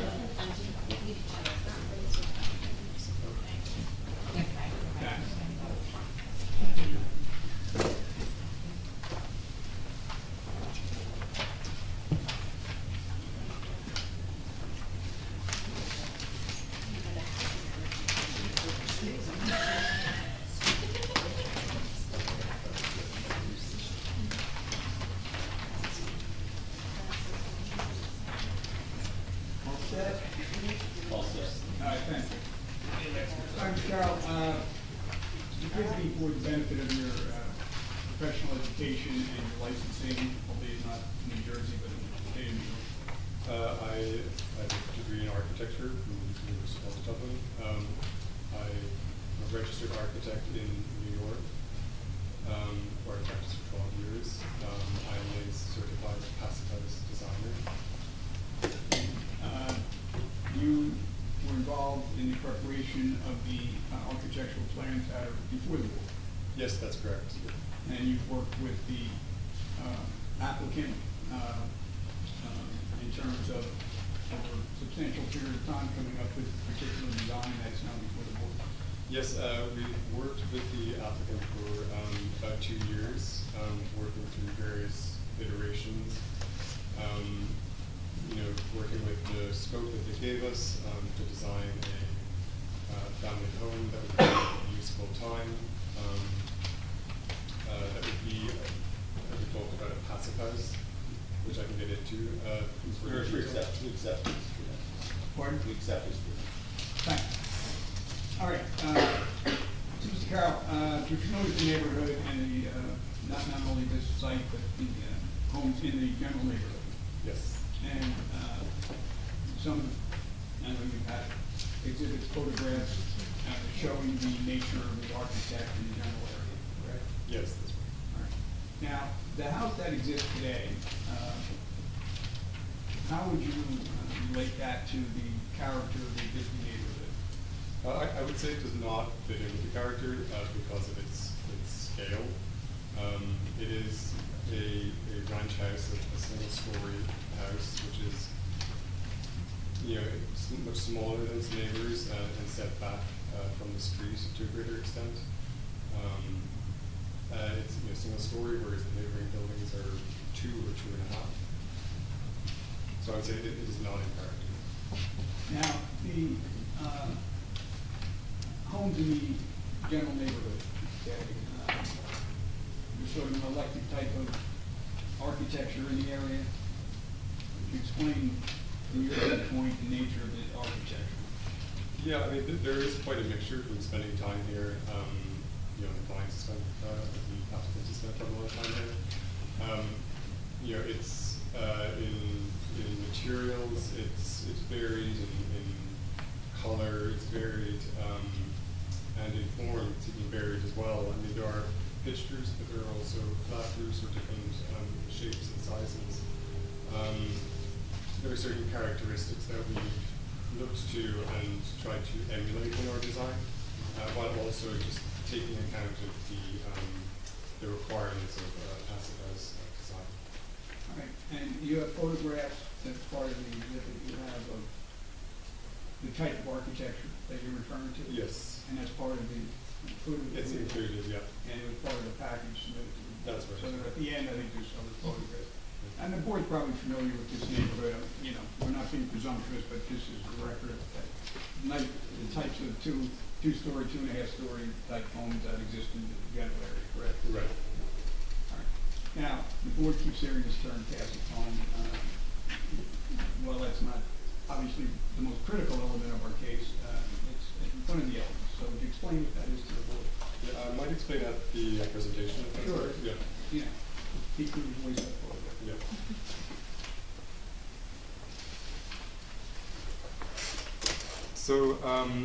So passive house, in a brief overview, is a building that's designed to use dramatically less energy than a conventional house. So it's the energy used to heat and cool the building. So there are various strategies we use to design these. One is you have thick insulated walls and roofs. You have highly insulated windows. You often have to have larger expanses of window space in south so that you can gain solar heat gain to heat the house. And they're also very well sealed, so they don't lose energy.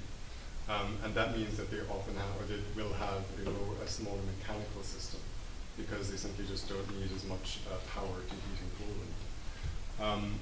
One thing that this leads to with passive house is often a simpler form of building because jigs and jogs and different shapes lead to more surface area where you're losing more energy through wall surfaces and roof surfaces. So the form is quite simple. So you'll see,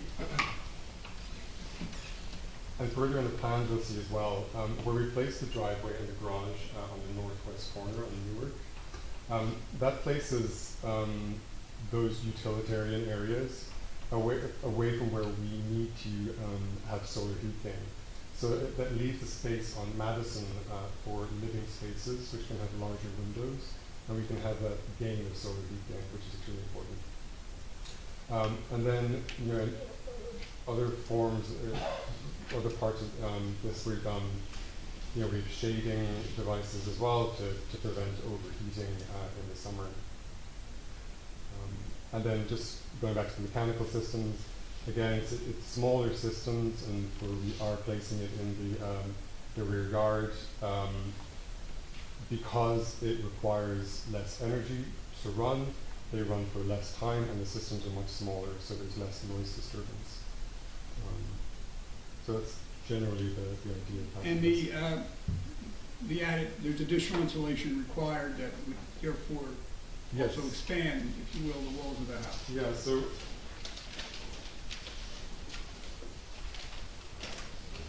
this diagram here, so this shows the outline of the, shows the outline of the building here. So the red line is your conventional wall thickness, which is drawn in detail here to bring you to New Jersey State minimum requirement. The green outline is what we're adding to that in order to get us to a passive house standard. And all of this was, in addition to our work, the applicant hired a passive house consultant who does very detailed energy modeling, taking all of these components into account to calculate how much energy the building will use. And this graph here shows, so the reduced energy is almost half of a conventional house. as a result of all of these strategies. And the carbon emissions are reduced by more than a third. So thicker walls, thicker roofs, larger kind of expanses of glass to the south. Now, another element dealing with sides of the house is this house is taking into account any ADA requirements, correct? You can explain what they are. That's correct, and the reason, I mean, it's for you know, the applicant's aging mother, but also for their own future intended use, long-term use of the house. So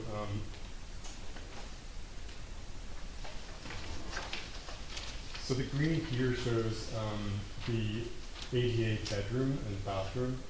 This is in Newark Avenue, this is Madison. So these are minimally sized to just about be ADA compliant. And in fact, you know, we squeeze these down through one of our design revisions after speaking with the town engineer, increasing the parking lot, the parking space, pushing in the minimal garage space, like creating just enough space for the ADA bedroom, and the ADA bathroom as well. And then we've also left space for potential future elevators, which could come up to the second floor. And then we're just showing that there's, you know, the hallways are wide enough for ADA access as well, for turnarounds.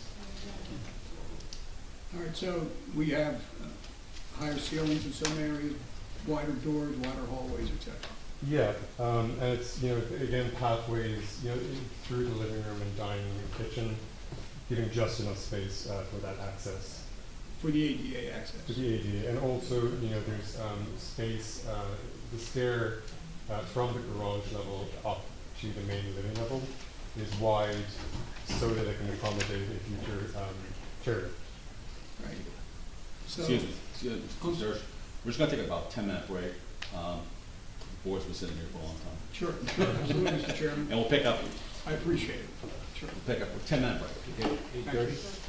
8:30? Yeah. Yes.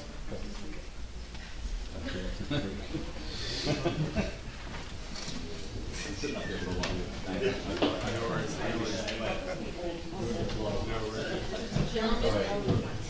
Sorry?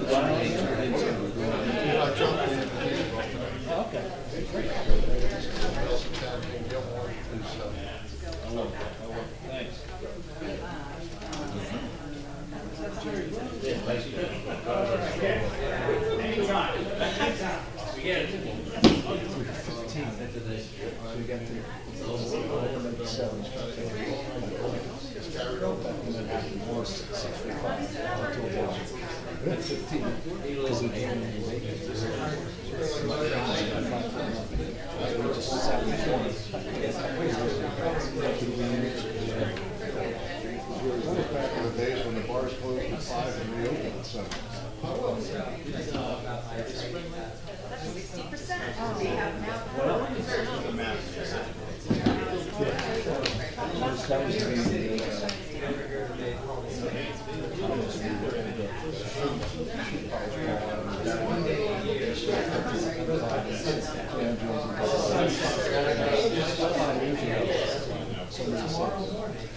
Somebody told us that they always thought that Hodges had a ball in the shoe polish on. He was viewed as Mr. Honest. I mean, I've heard that story.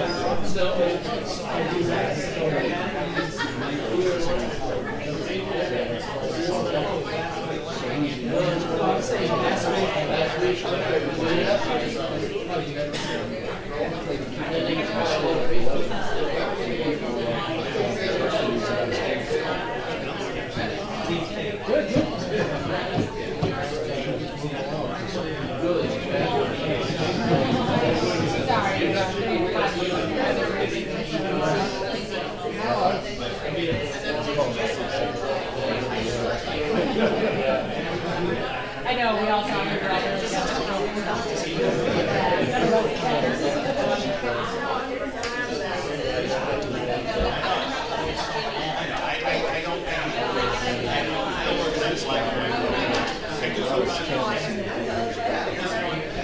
Really thoughtful.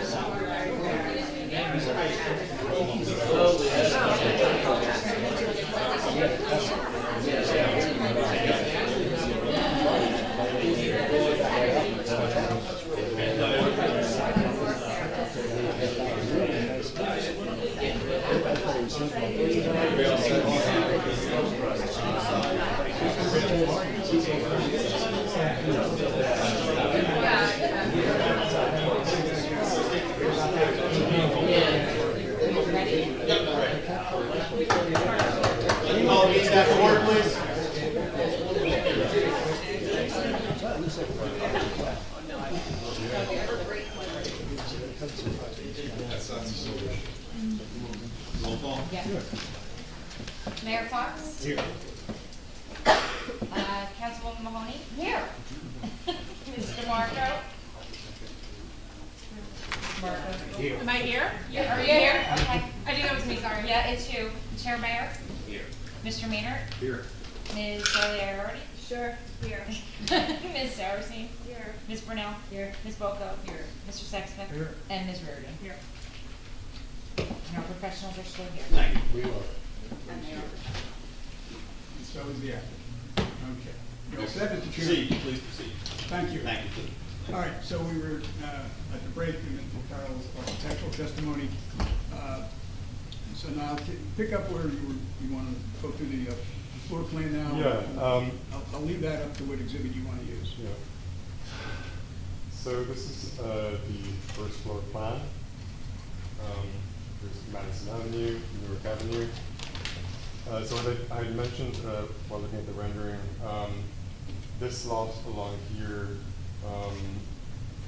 on this side of the lot where we have the parking stall, the garage, and the minimal ADA unit, takes up quite a portion of the building area here. And then we're left with fairly compressed living dining and kitchen area, which is actually roughly the same size as what's there in the current house. And then in between is a slot of kind of utility, mechanical space, bathroom, washer dryer, and storage spaces, as well as the stairs.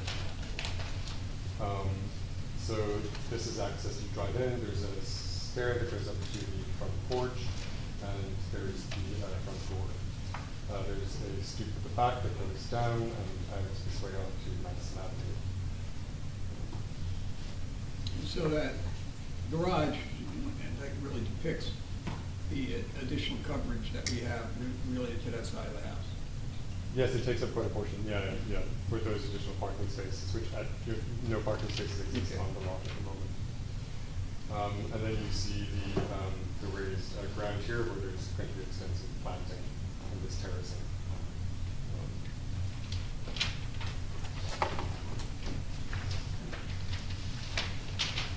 So on the second floor, there are two pretty modestly sized bedrooms, or 12 foot by 12 foot, with a shared bathroom, and then a primary bedroom with its own bathroom and an office alcove, which is accessed off of the primary bedroom. This is, the blind the applicants work from home regularly, so this is very important for them. And then there's a balcony on the front, and then also on the rear. Just looking back to the balcony itself, I think in Mr. Fried's report, that meets the setback, and it also meets the maximum square footage that's allowed. Correct. So just looking back at the form of the building, we thought a lot about the massing of this on the site, and taking this bite out of the corner on the second floor allows for more openness and light and air for the neighboring property, and kind of reduces the scale of the building from that side. Right, so that second floor area is set back from the first floor. This is set back from the first floor, yeah. And a similar approach is taken by canting this angle of the building back here on the second floor to pull it back away from New York Avenue again in a way to reduce the massing of the building. And you see that on the ground floor as well, where the garage kind of sets in, is indented into the building, so the mass is sort of reduced from there as well. So they were considerations of the impact of the massing on the adjoining properties. That's correct, yeah. So there is a basement. There's currently a basement at the existing house, and there's one proposed here as well. We're proposing to not place mechanicals and utilities in the basement because of concerns over flooding. So that mechanical equipment is going into the floor plan of the first and second floor, so that's taking up some space there as well. And then on the roof,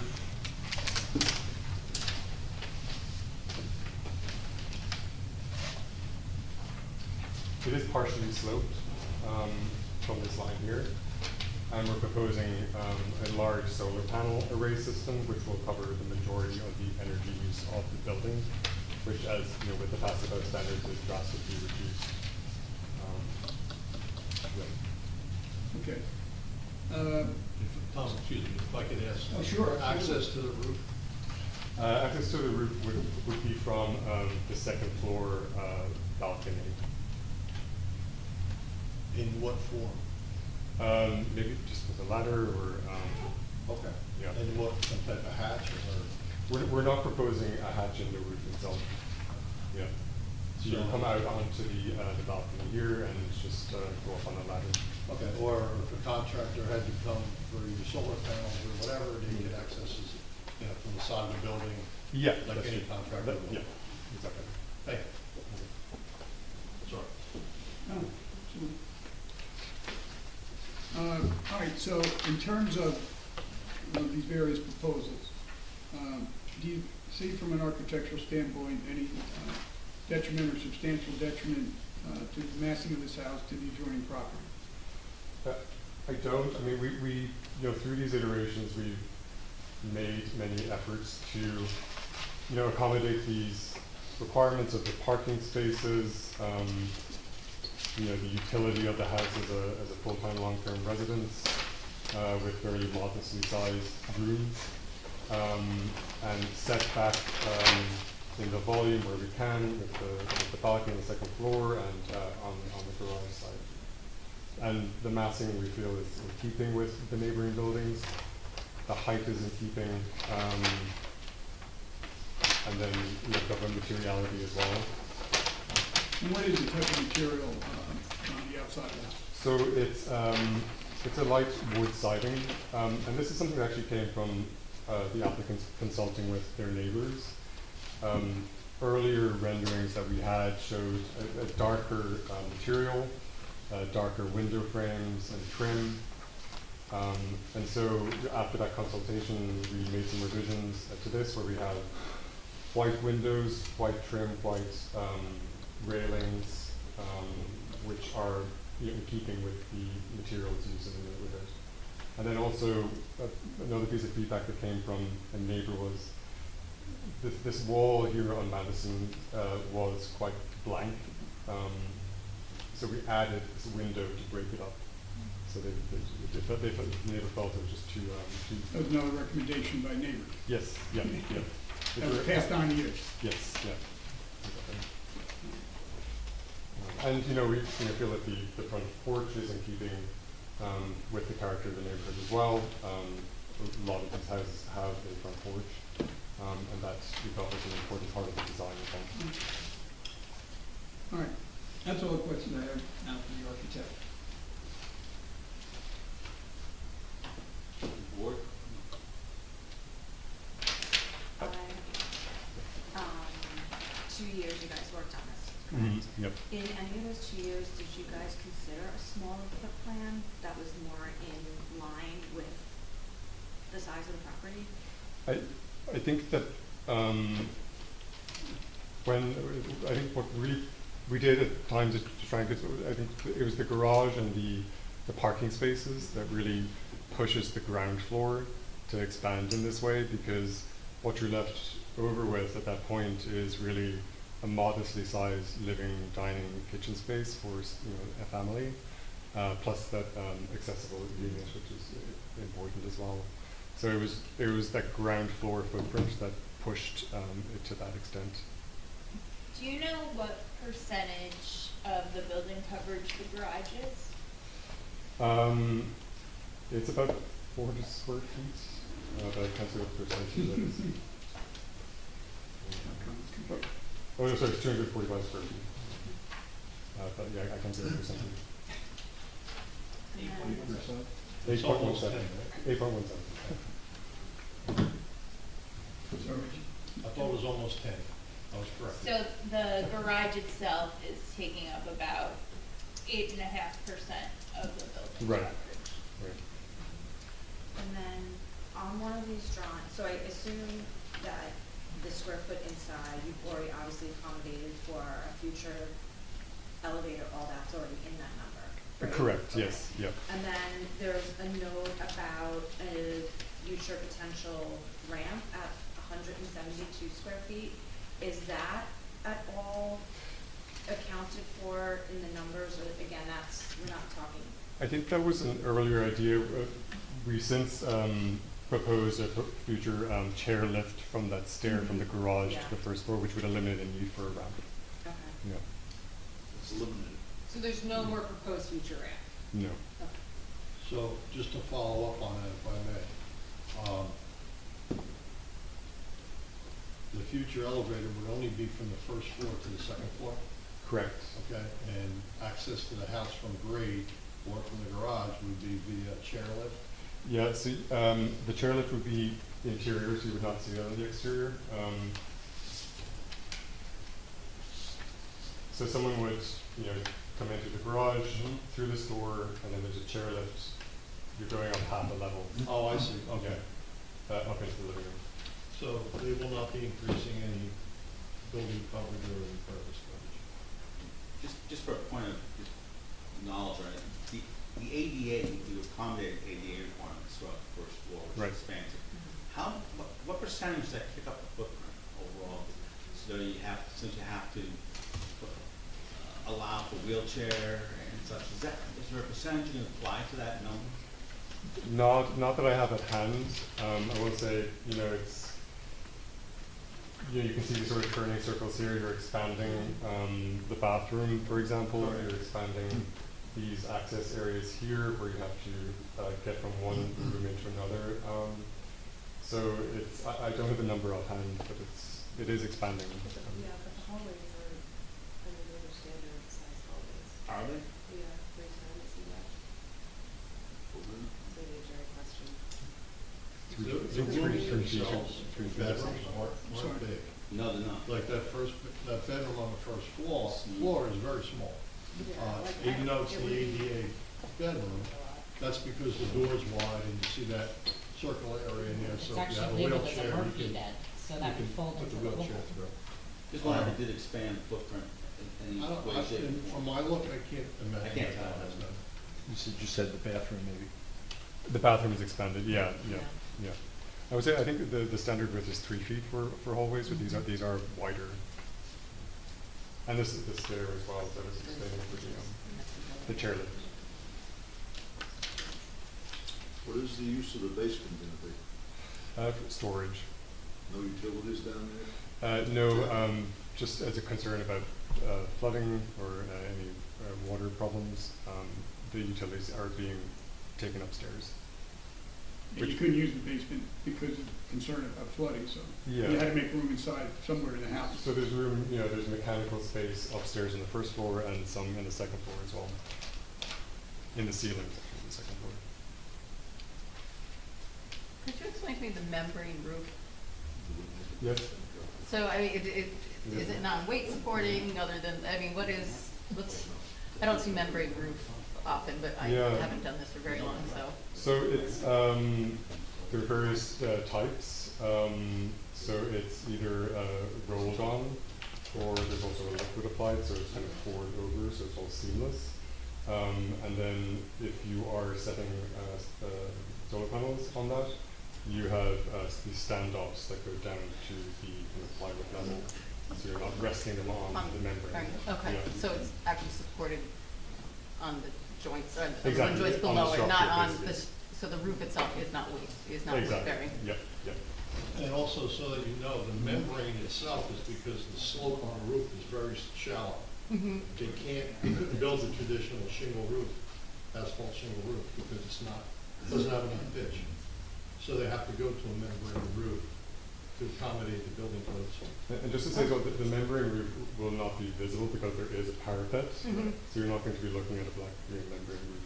How do you get water off the membrane roof? So Does it it's- tiny enough pitch? to there's get- just Enough enough pitch pitch for it to get to, I have a scuttle or something to collect the roof to the downspouts. Staging. Yeah, we currently have, that's we replaced them in Biazzi Center across the street. Okay. There you go. When we're talking about the energy efficiency, what is a normal house? Does that mean like a house here in Bradley Beach, nationwide? So it means that's what's shown in those graphs is the current New Jersey energy code. So that's what's listed. So it's a normal New Jersey house? Yes, Average? Average, yeah. Currently built to date, to today's standards. New house, yeah. And perhaps you're the wrong expert, but the backyard, is that concrete? It's not, it's gravel, permeable. It's permeable? Yeah. Okay. Yeah. There's another exhibit here, which is just looking at some other, forms of buildings in the neighborhood. There is quite a variety, I would say. Within flat roofs or kind of a combination of pitched and flat roofs, and also just, cutouts and sort of setbacks. So we did look at these in the neighborhood as well when we were considering our design. So we do feel, that it is, our design does fit into the context of kind of the eclectic style of the neighborhood. It's a good way of putting it.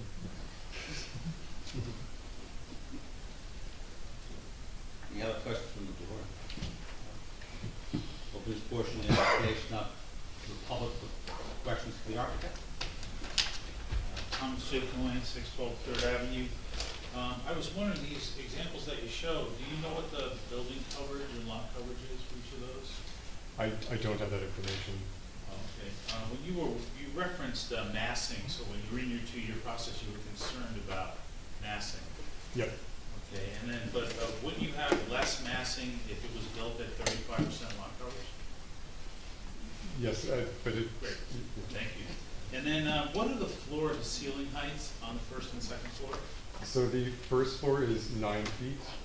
The second floor at the lowest point is 8 feet. It does go up to 10, but some of that has soffits dropping down to handle the mechanical equipment that's in the soffit. What determines scale? Does the architecture determine scale, or does the ordinance determine the scale? The scale of The scale of the structure. I think it's partly trying to design something that's trying to accommodate both the use of the building, but also fitting into the context of the neighborhood. But what about the ordinance? Do we worry about the context of the ordinance? Of course. Okay, great, thank you. Any other questions from the public? Seeing none, close. Thank you. Mr. Thank Chairman. Thank you. Our last witness, though I think there are several people in the public that will want to testify, but our last witness, our planner, again, Mr. Joseph Shu. I think he changed codes, so he looked different. Thank you. Hello, Mr. Kashu, How nice are to see you? you again. Good to see you. So you've been qualified as an engineer and planner tonight, so we won't go back through that. Yes. So, again, you covered a lot of things in your initial testimony, engineering testimony, now the architect testimony on the record. So I'd like you to review, obviously, we've already discussed what variances are required. I'd like you to review, and you've already indicated, of course, you understand the nature of the lot. Yes. Or should be created by that. What, if any, impact the variances related to the setbacks, the coverage, has, if any, on the adjoining properties, which essentially is our standard under the miscellaneous law.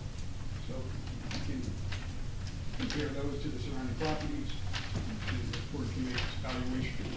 Certainly. So what we're talking about, as I've provided testimony here numerous times, is the C1 criteria, the hardship criteria, where by reason of exceptional narrowness, shallowness, or shape of the property, or the topographic conditions therein, creates a exceptional practical difficulties to develop the property. So, in my opinion, this lot definitely has some hardships associated with it that justify variances being requested. It also has some beneficial planning, which I'll get into as well. So the impacts here for the various relief needed, the lot area and lot depth we've already discussed, are pre-existing non-conformities, not exacerbated. The front yard setback on Madison Ave, we had a lot of discussion about that, and I've testified that we looked at the 3-block area to really look at with the intent of the ordinance, keeping it a uniform consideration at that 6.5-foot setback, with the average being at 6.8. In my opinion, there's no substantial detriment at having a 6.5-foot setback on that frontage. We're in line, give or take a couple inches, with everyone, with the average of that street and the front yard setbacks along that street. With regard to the front yard setback on Newark Avenue, the front yard setback there at 13.5 feet is to the home.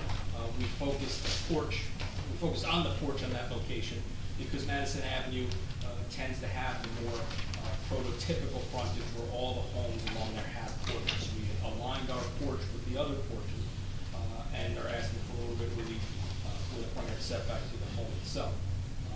I don't believe that has any substantial detriment to the front yard setback along Newark, because again, the porch is in line. You're standing on the sidewalk, you're driving down Newark, if everything will align appropriately, and which promotes the general welfare and a desirable visual environment. When we look at the side yard setback at 4.5 feet, I believe that's a pretty de minimis variance compared to the 5 foot required. And again, you've heard testimony that the wall thicknesses here are all 6 inches wider because of the passive house condition. And also, I'll speak to the beneficial planning of that as well. And They're 6 inches wider or they're 6 inches? thicker, sorry, thicker, yeah, than a standard wall section. Yeah, the amount of insulation is pretty substantial. So it's 10 inches under. Yeah. The rear yard setback at 9.5 feet, in my opinion, is also not a substantial detriment.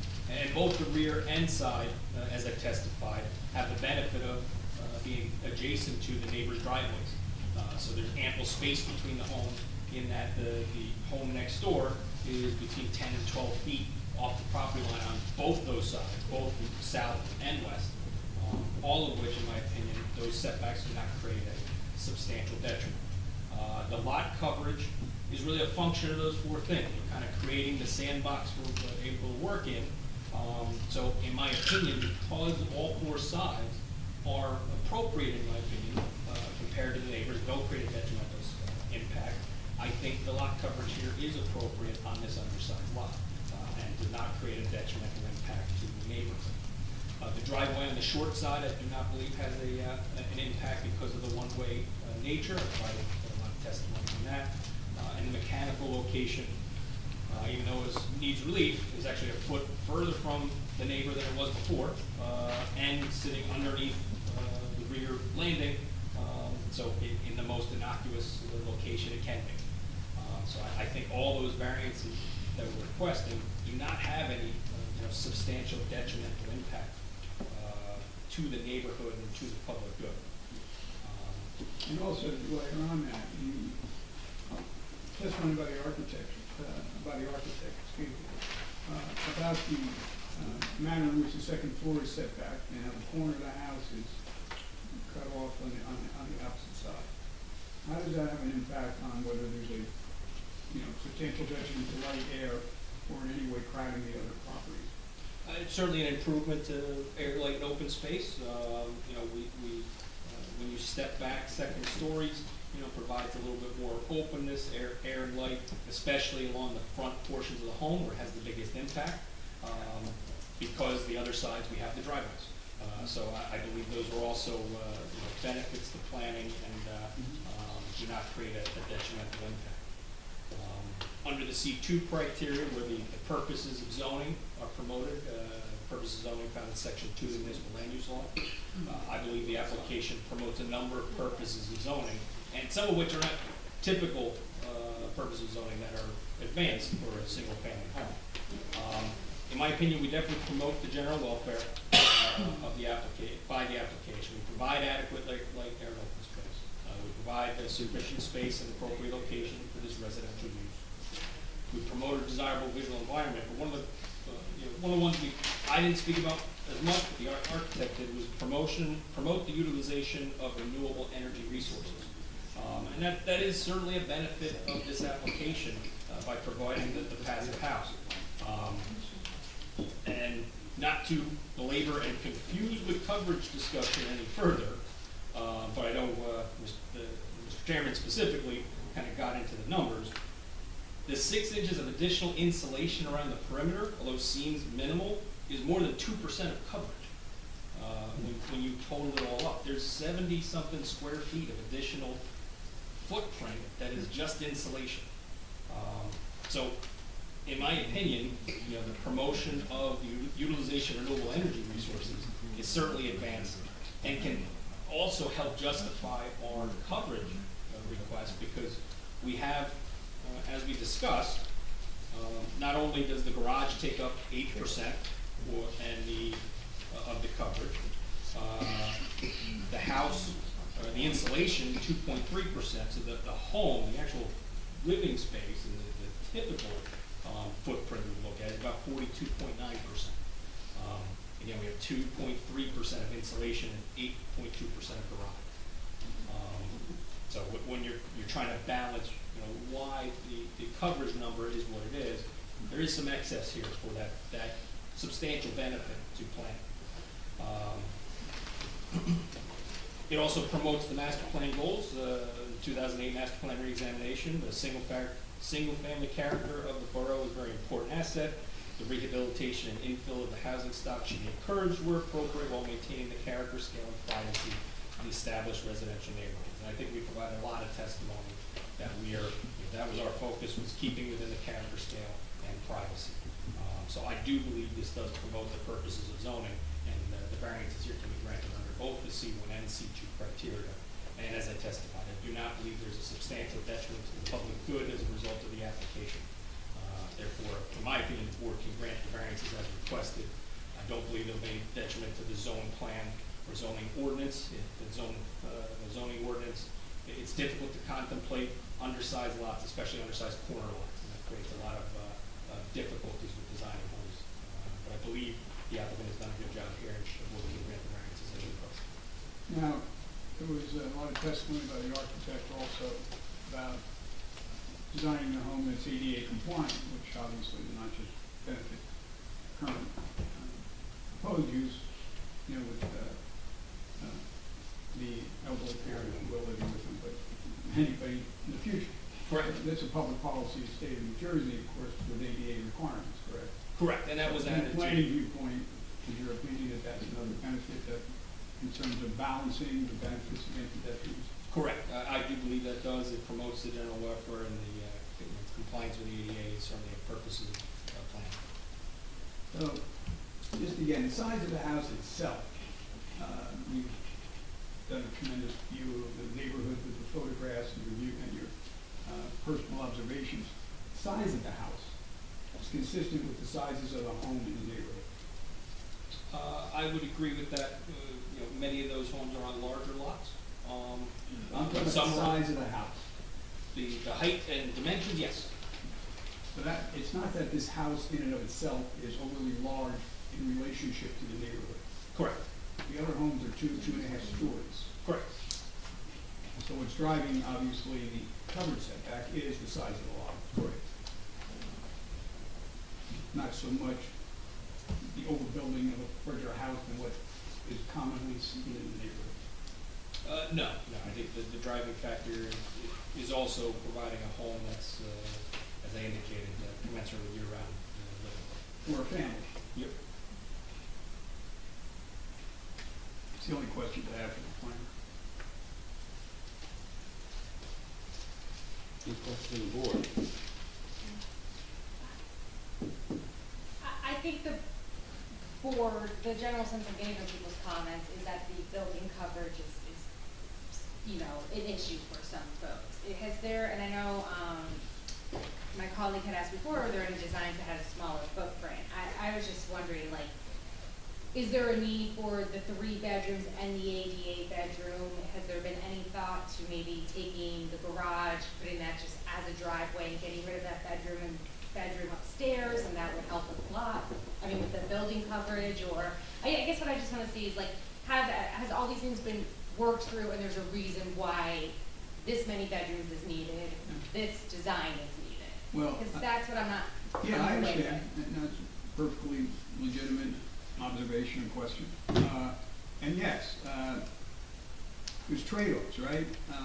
So in evaluating this, in the best presentation, is it best to have on-site parking? Is it best to have a garage? Or is it best to have less coverage? So yes, those battles, arguments have been fought amongst the professionals and the client, and this is what we ended up believing would be the best balance, if you will, of the pros and cons of the application. You know, we comply with many of the majority of the bulk requirements of the law, you know, and we're improving some. You remember, there's already 3 variances on this existing small home, setback variances, that we're actually improving on. So yes, there's been all of that discussion and balance. The idea that this home is for a family, not for two people. I mean, we don't design homes nowadays. You all know the cost of land and property in Bradley Beach. You know, and this is a place that this young couple wants to make their home. They've been coming here for decades, but now they really want to live, and this is, they're trying to build a home that they can grow in and live in without creating a problem to their neighbors. I think you'll hear from neighbors about their view of this home, which I think is important, because that's what we're concerned about, a substantial detriment to the neighbors under the ordinance. So we've been very sensitive to that, and the applicant's been extremely sensitive to that, I think you'll hear. But, I mean, yes, there are all the legitimate questions on the balancing, and as I said, I keep trying to focus is, what is the substantial detriment? So if it's 3% less coverage, does it really save you the substantial detriment? You're still gonna have a setback variance, you're still gonna have a coverage variance. How much more worse is it? What is the substantial detriment when you consider the two front streets, the distance of the other houses, everything else that you're hearing tonight? That's why I say you really have to look at that whole picture, because that's what the law is. It's, yes, we have a hardship, but that doesn't mean we can build any house. We understand that. So is this house been built to a point where we have not created a substantial detriment? There's always some detriment on a small lot, but is it substantial? We don't think so. That's been the testimony we've trying to explore in relationship to the setbacks and all the other things we've heard about the relationship to the character, types of homes, size of homes, all of those things. So, yes, we tried to balance. Boy, that was a long answer. Can't shut me up. You made up for your short opening speech. He's gonna summarize even better. Thanks. Anyway, that's all I have. Your question to the planner. The existing house is 965 square feet. The house that you're proposing is how many square feet for each level? I don't have each level, I'll defer to the architect for the exact. It's a total of 2,440. You better come up if you're gonna test it. Say something else. So they get it on the record. Come up. When you have it, come up here so everybody can hear it, whatever you're saying. Gotcha. The total is, I don't have a breakdown of each floor. I believe it's around 1,100 and then 1,300 on the second floor. So, and the 1,100 on the first floor would be because the garage isn't counted as livable space? Exactly, yeah. So 1,113 containers. So it's a 2,400 square foot house. And I think going back to, so I guess the need is to build this house with everything that you want as opposed to, and asking for 10 variances as to, you know, opposed to building a smaller footprint and kind of moving the house more into the center of the lot and not needing, you know, not triggering so many variances. That's not ten variances. Was that? It's not ten It's not variances. List of We got variances, the 1, 2, three. 3, Some of 4, them- 5, 6, 7, 8, 9, 10. No. Yeah, the width of the driveway and the height of the house. Two of them are area, the lot area and the lot depth, which are existing. Existing Those- those conditions. just the Okay. size Yeah, of we the can't do property. anything about it. Okay. And the height was reconciled, and then the Well, the driveway. height isn't listed on this list. Correct, but they testified that the height will now, Right. doesn't need a variance, we already testified. And the And the driveway, they testified. So yes, the paperwork doesn't match, but the testimony does, and that would be part of, if we approve or not approve, like, the conditions that they would resubmit. Yeah. Okay. You also have to add one for the written driveway. Yes, Okay. the impervious. So, alright, so minimum lot area, yes, is a variance, right? Minimum lot area that we have. Yes. Yeah, the north side lot. Existing non-conforming, pre-existing. Existing, okay, it's not, and then lot depth is existing non-conforming. Correct. So the front yard setback Is a variance. the minimum from on Newark, on Madison, the minimum side yard setback, the minimum rear yard setback, the max lot coverage, the minimum rear yard setback on mechanicals, the max impervious coverage, and the ribbon. I don't know if the ribbon and the impervious are two separate variances. I think they're one and the same. The ribbon creates the impervious. The ribbon creates it. But you're not allowed a ribbon driveway, so. Oh, is there a separate? Correct. Okay. Yeah, we asked for that. It's two variants for the same thing, just the way our ordinance is written. Okay. 8. Yes, correct. And there is an existing front yard setback in north and an existing setback of the air conditioning unit for improvement.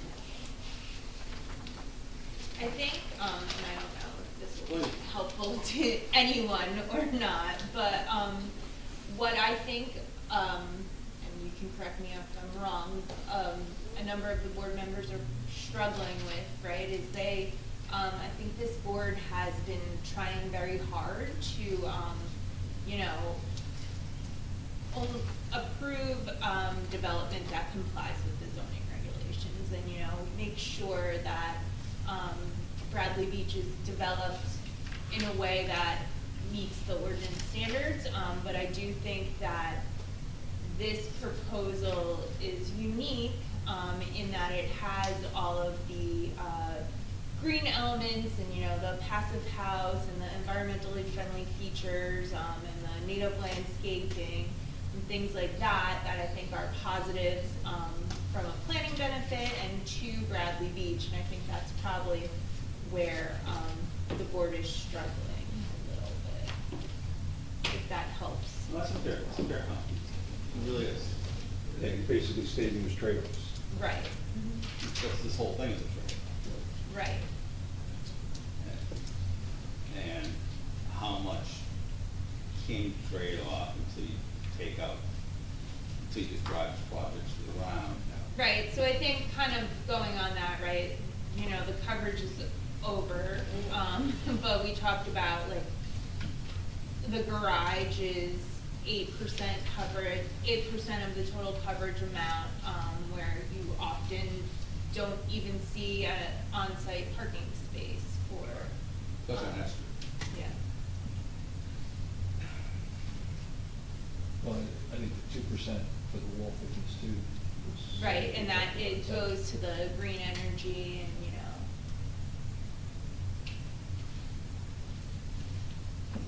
All right, well, Molly, any questions for the board?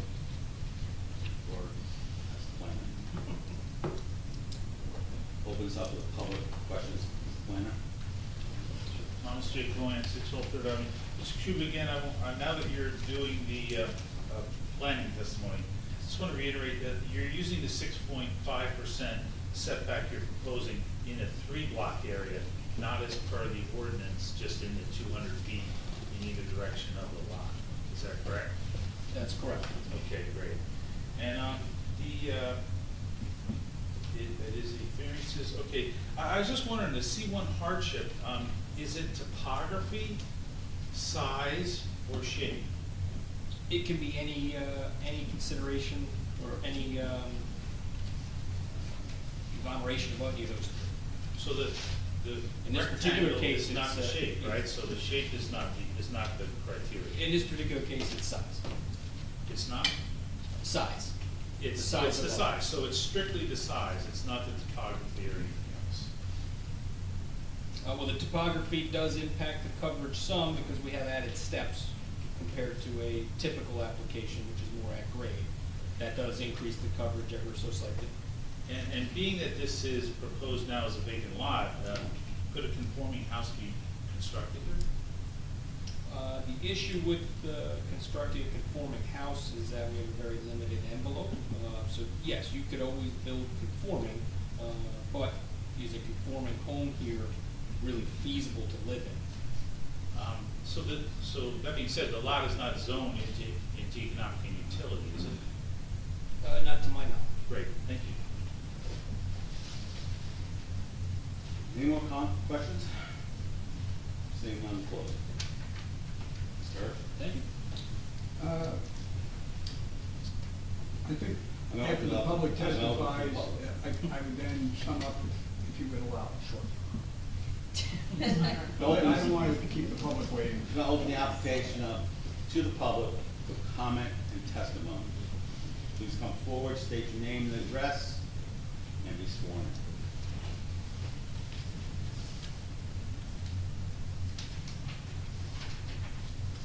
Anthony Capone, 400 Newark Avenue. We are across the street. Did you please swear? No. You swear affirm to tell the truth, the whole truth, and nothing but the truth, so help you God? I do. So we are across the street at 400 Newark Avenue, and my wife and I think this would be a nice upgrade to the neighborhood compared to the structure that's there now. The two parking spots I think would help us greatly. The landscaping would help enrich the greenery of the neighborhood, and so we're in favor of it, and we think overall it'll be an upgrade to the neighborhood. Thank you. Thank you. Anybody else? Hold on, somebody, excuse me, sir. Wait. That's okay. Go ahead. Thank you. So.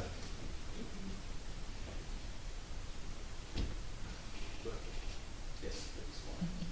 And name and address. James Cunningham, 1009 Madison Avenue, so the house immediately to the south. You swear affirm to tell the truth, the whole truth, and nothing but the truth, so help you proceed? I do. So my wife and I are here. We fully support, their knocking down the house and building the new. It'll be a significant improvement to the neighborhood, and we're not concerned about any of the impacts, to our property, either from the structure or from the condensing unit or anything else. So your house abuts where the air conditioner is now? Yeah, we're immediately to the south, so right next to the house, but one house south on Madison Avenue. So that air conditioning unit that's been there for a long time, does that cause you any problem? No. I guess our thought process is every house has some kind of, whether it's window units or, a central air or whatever, so that it's no impact. Thank you. Okay, thank you. Sir? John Mock, 119 Newark Avenue. How do you spell your last name? M-O-K. You swear affirm to tell the truth, the whole truth, and nothing but the truth, tonight, I proceed? sure do. Thank you. You can see that this couple has put in years of research and planning, and this is the culmination of years of hard work. They've designed a green, eco-friendly, and very appealing home. If they go through with their plans, they're gonna have geothermal cooling, heating, and hot water. I have that system, and it's fantastic and very efficient. There's no outside equipment, so it's appealing to the neighborhood. Rainwater recovery to use in landscaping. Solar energy, which returns electric to the grid. Buried cable and electric to improve the neighborhood appearance. A design that maximizes light, air circulation to the adjoining residents. Sustainable material. A garage that takes off parking on the street. So, on our street, Newark Avenue, it's probably the most densely populated street in the town. We have probably 6 large rental condos, many multi-rental units. So this is a wonderful addition to our block.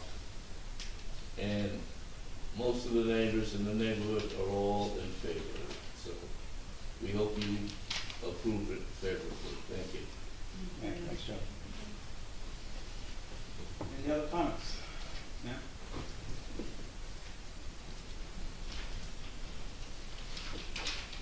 Hi, Jennifer Lee, 406 and a half Newark Avenue.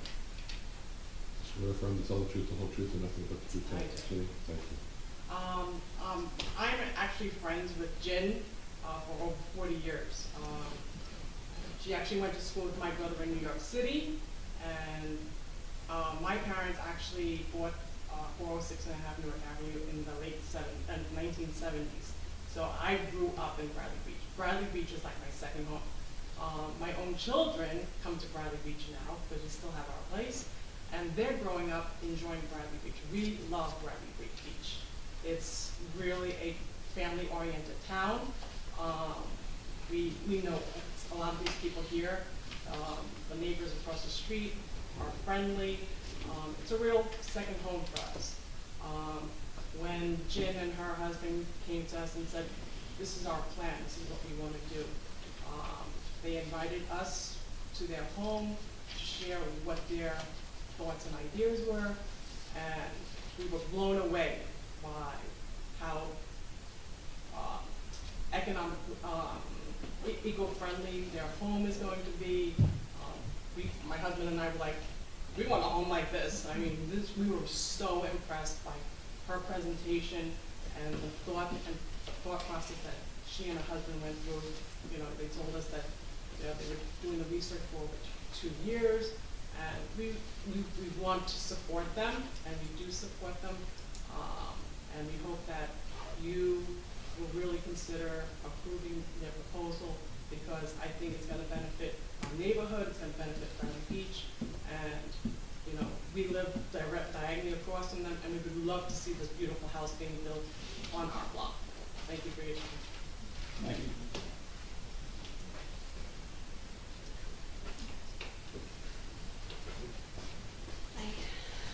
Lenore Cooperman, 413 North Avenue. Yeah, Dan Cooperman, her husband. Can you just go a little bit Lenore, closer? Yeah. you didn't hear I'm sorry, did you say Lenore? Lenore and Dan Cooperman. Stan. Dan, sorry. And what's your address? 413 Newark Ave. You both going to be speaking? Yes. Okay, so I'll swear both of you. You swear affirm, tell the truth, the whole truth, and nothing but the truth in this proceeding? Yes. Just for my benefit when I talk. Yes. And yes. What's your address? 413 Newark Avenue. I also want to say that there were a lot of other neighbors here tonight that had to leave early, that are all in support of this project, but they had to go to work and do other things. So there are other people that would have spoken. You know, it's very impressive that Jen and Roger are planning this house.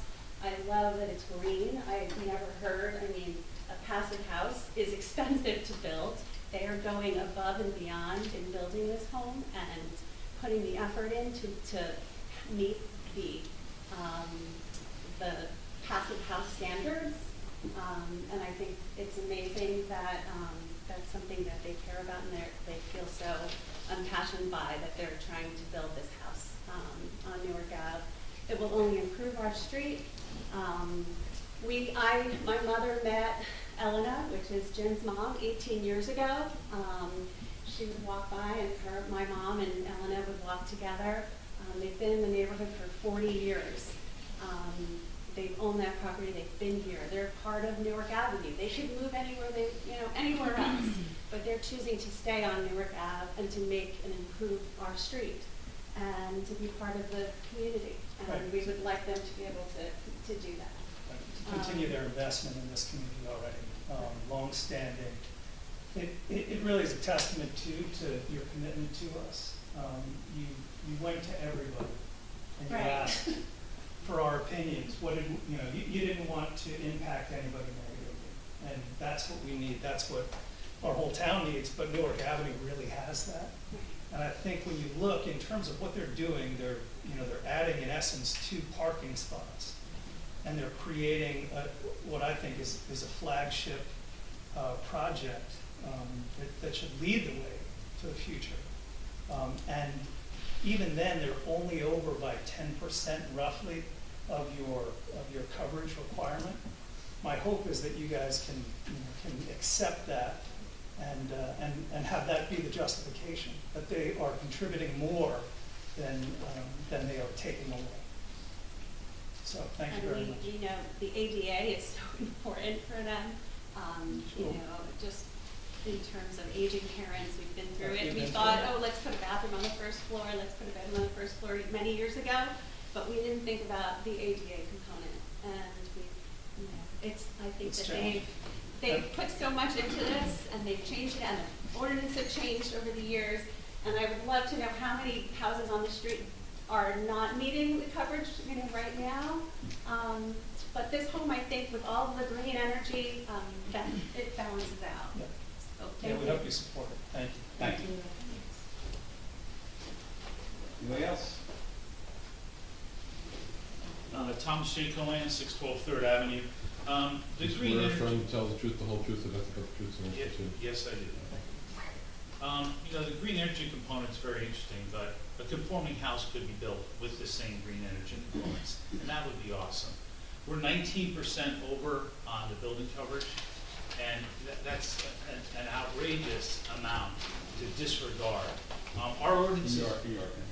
Pardon? New York Bank. Oh, in my opinion, I'm speaking my That's- I opinion. want to clear. Yeah, and the ordinances back my opinion. And We'll get to that. the massing that's created by this much larger house was contemplated in the ordinances, which is why the ordinances reflect the 35%. Our ordinances are very liberal, and they do take in small lots. So a small house goes on a small lot. And that keeps the density at the proper, I admire what they did, but is everybody who spends 2 years on their project automatically get passed because they spent 2 years? I don't believe so. I believe it's the project and the numbers. This is just numerical calculations which reflect 8 variances. And if you pass this tonight, I believe you will be passing variances, or you're changing the ordinance by variance, because now other people will come in and say, hey, I'm building this green house with 2-foot walls and I'm gonna use 0 energy, so I need the variance. It's a very slippery slope. As you know. Yes, sir. Each application stands on its own with its own unique characteristics. And don't make broad statements like that, because the size of the property, I'm not gonna discuss it with you, I'm just saying, everybody, every application has a unique. Each application stands on its own. So I don't wanna hear about others, people come in, you don't know what's gonna happen, so don't suppose that. Created a new criteria. I don't think so. Okay, I would you're respect okay. that. That's okay. Yeah, you're certainly entitled to your Yes. opinion, I just think you're misstating how it's done in municipal language. Each application stands on its own. Stands on its own, okay. Yeah. I don't think the addition of the parking at the expense of the building coverage is positive benefit. And I believe it's a negative benefit, and it will be, the massing is huge, and the ordinance stands on its own. Thank you very much. Well, sure. Any other comments? Seeing none, close it. Thank you, Mr. Chairman. Well, the public did a good job. They need So money. I don't want to take away anything from the people who count most in the town into the sport. I had to say, I'd like to just point out a couple of things that we do meet. Everybody wants to focus on something we didn't meet. We talked about the impervious coverage, which we believe we were just under the 60%, but because of this issue about, even though it's brass, it's counted impervious, we're barely over the impervious coverage. So, while building coverage is one thing, you also have the major issue of lot coverage, which, you know, we're right there. We're adding 2 parking spaces which don't exist today. The North Avenue already has a front yard setback, the house. We're reducing it. We need a variance. We have on Madison, that's where we have our front yard setback, but we also have, on North, we also have a porch that meets the front yard setback. So, you know, when you look at a house and you line it up with all the porches, it doesn't jump out to you that the size is that much closer. The front yard, upper porch meets the requirements of the ordinance. The rear yard setback currently is 6.25%. We're going to make it 9.5%. We're improving the current rear yard setback. We're meeting the height of your ordinance that was designed for small lots, 27 feet, no more than 2 stories. We comply with that. The balcony location in the front yard complied. The area of the balcony in the front yard complied. These are all ordinance requirements that we meet. The maximum the width of the driveway complies. The maximum apron width complies. The maximum driveway width complies. So it's not just all negative. You have a house that's out of character, built many, many, many decades ago, that doesn't meet character in the neighborhood, 2.5 story homes. And we hear Mr. Cohen talked about massing, and he misunderstands. The massing of the house, it makes it much larger. It's not, as we pointed out, the size of the house. The size of the house is equivalent to the size of the houses in the neighborhood. We didn't take all these small homes and put this big home next to it. This home is getting closer to what's already in the neighborhood. So it's not, when we talked about massing, yes, to make it more consistent in size. The massing doesn't make it worse, okay? But the size of the house is appropriate for this neighborhood. So, you know, that's, I know, been a critical issue with the board, and that's what we're trying to address. And we heard our planner, we heard the neighbors, we look at it, and what is the substantial detriment? An imbalance. Is there some detriment? Maybe, but normally you're looking at, you know, front yard setbacks. Do they match? How close is the other house? Well, we have a driveway. Oh, so they're 20 feet apart, not 10 feet apart. All of those things count and indicate every application you need. Board rules on their own circumstances. Not that, oh, this house got this, everybody gets it. Not how it works, and you guys know that for all the years you've been here. So you have this, you know, young couple with an elderly parent who's lived in the neighborhood on and off, whatever, in the summer, but essentially now full-time for 40 years. You can see the connections they made. You know, this is a family house. It's the size you need for a family house. And say, well, it's a small lot, but on the other hand, fine. But can we take into account everything to reduce any substantial detriment? The neighbors think so. The architect has given his opinions about it. You know, the ADA, the passive home, all of those things, the parking, the garage, it's all got to be put together. We can't just look at one number and say, well, it's 52% and it should be this. Okay, and what is the substantial detriment being caused when you balance the pros and cons? We think in balance, the benefits outweigh that. So, you know, we ask for the board's, you know, consideration of all of those factors, types, landscaping, everything that goes with it, that's unique. You don't normally see this. Take it all into account, please, all of those issues, in balancing this and then saying, really, what's the harm here in granting these variances? What is substantial harm? We think you've accounted for all the potential harms in the various elements you've heard. A lot of hard work went into coming up with taking into account what the board's concern would be and the neighbors' concerns. That's why they talked to all the neighbors and made changes to make sure the neighbors felt this fit. Anyway, I think they've given the board a good feeling about how they see this development impact. Thank you. Thank you, sir. Thank you.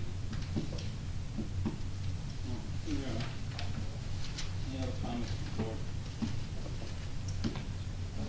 I think I would just make maybe the general comment that everybody is thinking, and it's somewhat echoing what Christine said.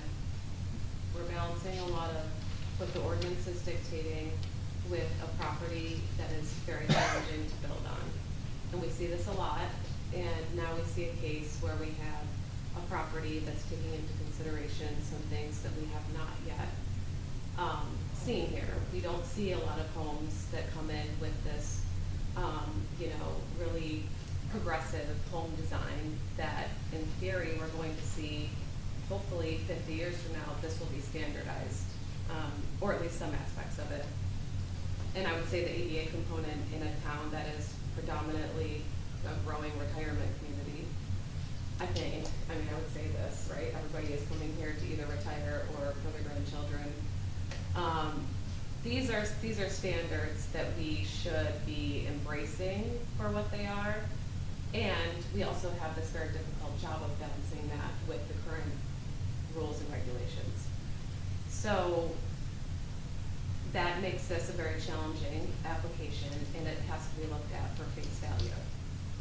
And it's okay to say these things in public forum, and we don't need to cross-examine the professionals passive aggressively to get to these points. We can just state them for what they are.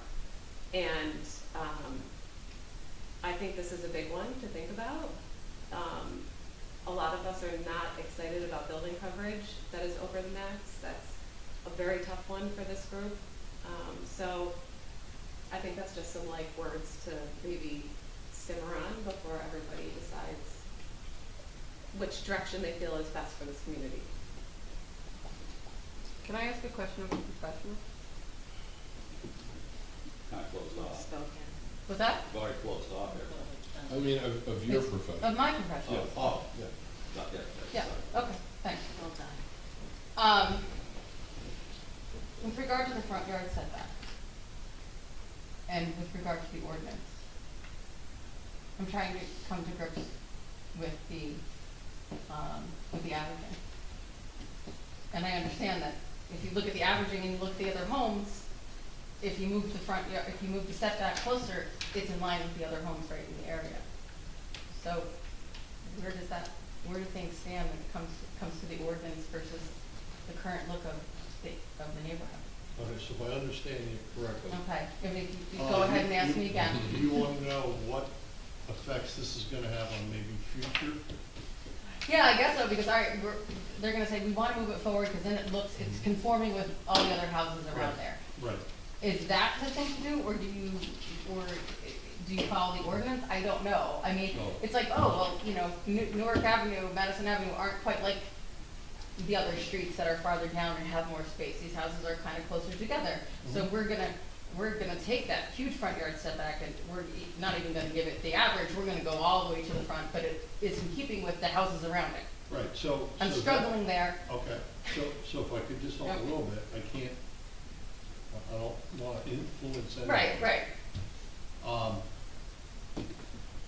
That's part of looking at each application unto itself.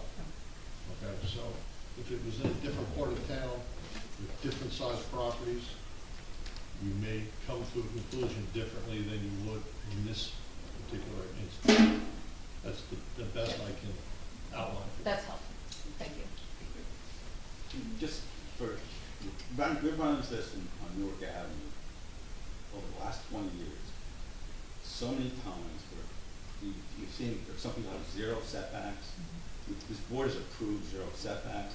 It's really just recognizing neighborhood character. That's what Jerry is saying. You look at what is there, and we've made mistakes of pushing properties back to be conforming with other properties being much more forward, and it's a mistake, and it looks bad, and it kind of ruins the character of the neighborhood. But your point it's a great question. Well, thank you. No, it's a great question, because it's how do you reconcile all that? Yeah. Okay. Thank you. Thank you, Mr. Freeman. Well, that's something else to comment, going back to neighborhood character. What is the character of the neighborhood? And this neighborhood is a very dense, free zoning neighborhood. Nothing conforms there. And the lot sizes don't even match what we try to accomplish now with 5,000 square foot minimum, or 7,500 square feet. We're looking at 3,000 square foot property. I'm having a hard time too, also with the fact it's 53% coverage. That was another one thing that jumped out. And the ordinance is very specific, to your point. But if that's the case, you don't need a land use board. Everything has to follow the rule, and just dissolve the board. And everything has to fit within the ordinances. The board is here to grant relief when there's issues. You can smile, but if you don't agree with that, that's your opinion. But the board is here to grant relief when it makes sense, when all the parts are taken in context, such as this property and what it is now, and what they're offering in return.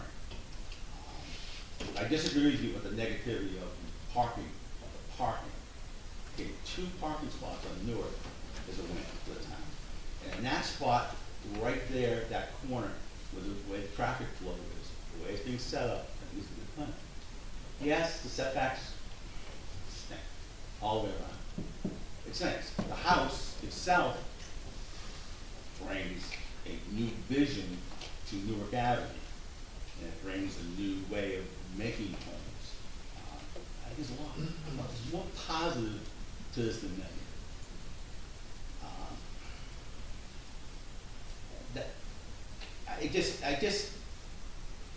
It also goes to the master plan in a sense of housing diversity. This home is, the first time I looked at it, I said, what is this?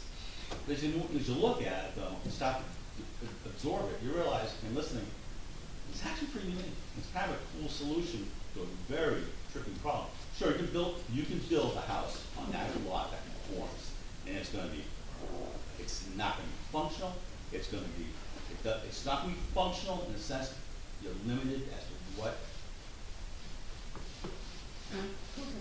who can live in it, how it's gonna be utilized. I think you have to be a little more open-minded about some of these things. And again, like I said, if you wanna go by the ordinances, dissolve the board, and let everybody just give everything to Pam, let her sign off. And Donna will have no problems anymore. Could be in court a lot. That's probably true too. That's probably true too. All right, I'm done. I'm gonna make a motion to approve this application. And I know there's people here who are gonna feel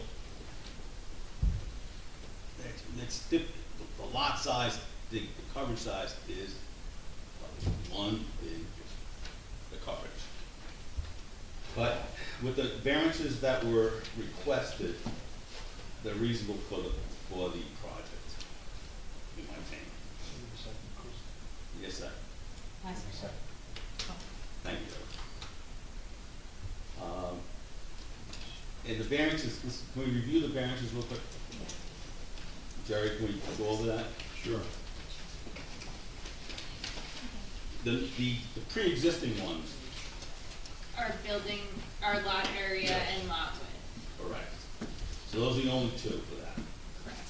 Now there's the new variances required are for the ribbon driveway. Yep. The impervious coverage is tied together because we go over it by a certain percentage. I'll count employees. I'll count employees if you want. You know, 1, 2, 3, but we can do that. You get a little irritated. So you have that. So you have the ribbon driveway, the location of the driveway. Right, because it's on the short side. You have building coverage, you Correct. have impervious coverage, and then I'll let the engineer handle the setbacks. Thank you. Yeah, that's where it gets a little. So you have, minimum front yard setback on both fronts. Both fronts. That's 2 more. You have, let's see, minimum rear yard setback. You have Which- minimum side yard setback. The rear is an improvement slightly. Slightly improved, about by 3 feet. Mm. The minimum side yard setback is only 6 inches off what is allowed. You know, the front yard setbacks are a little more, they're not horrible, but, you know, probably the frontage on Madison is the biggest, negative. We're getting 6.5 when 12.98 was. Right. That's a substantial. But so I'd say that one and your, you know, your impervious cover, your building coverage are probably your bigger ones. I also noticed too, on the planting layout, I see 3 new trees being put in the planting strip, which the town usually asks for. And so that's something that we mentioned as a possibility. They're keeping, okay, so they're keeping, so we have. Yep. So how many was that? So Mr. Coleman? Let's see here.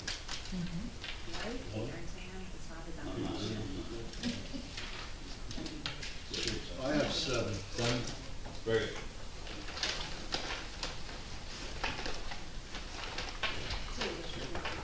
Two of which are pre-existing. And we have a second. I have, Ms. Brunel as my second. Mr. Maynard? I'm gonna approve. Ms. Saperstein?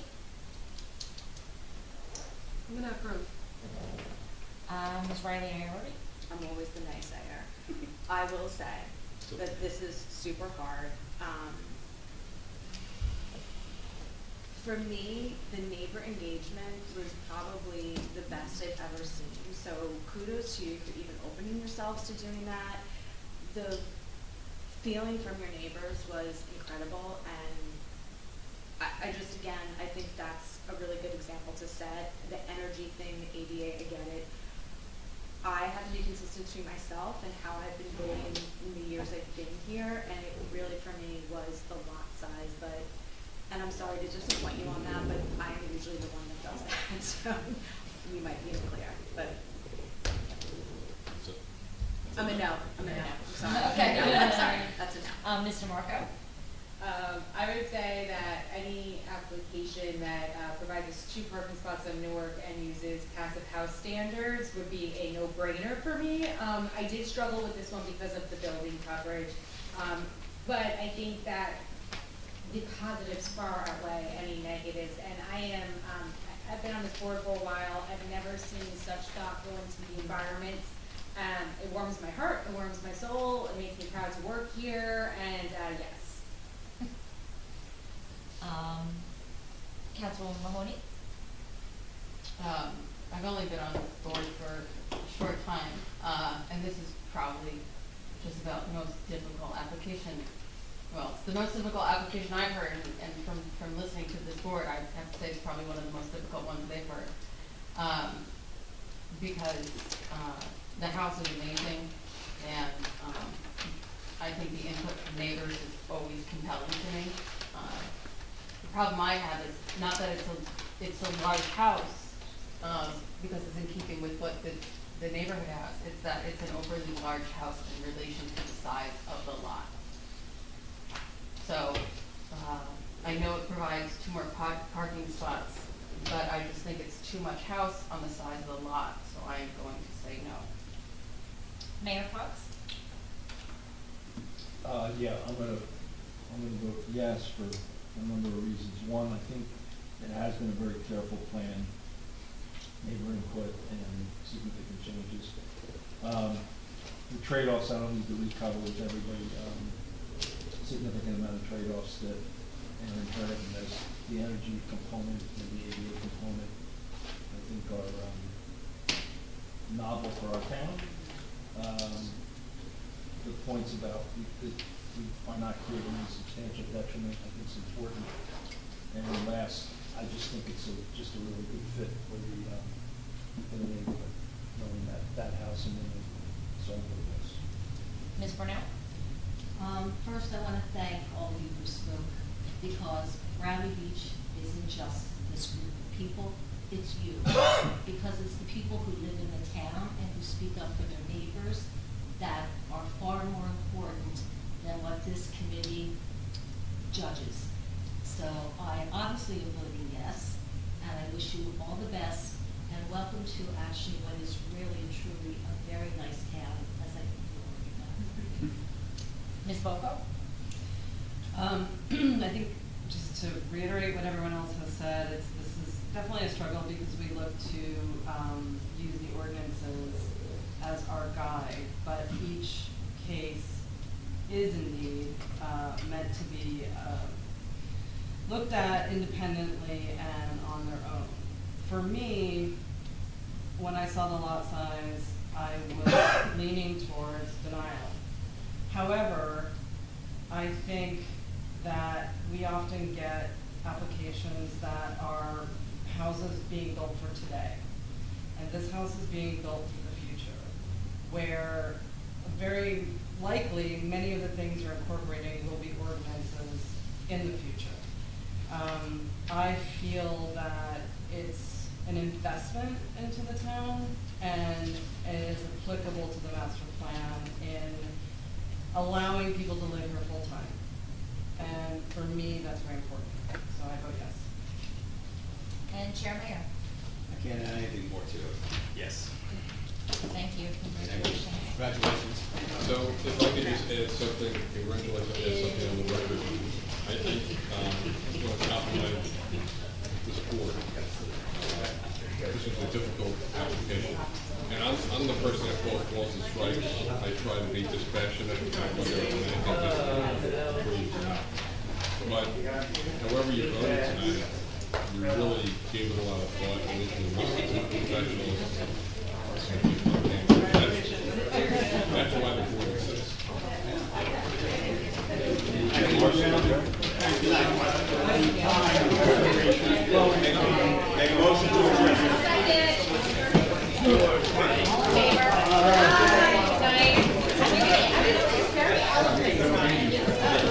I'm here in case, have to come back.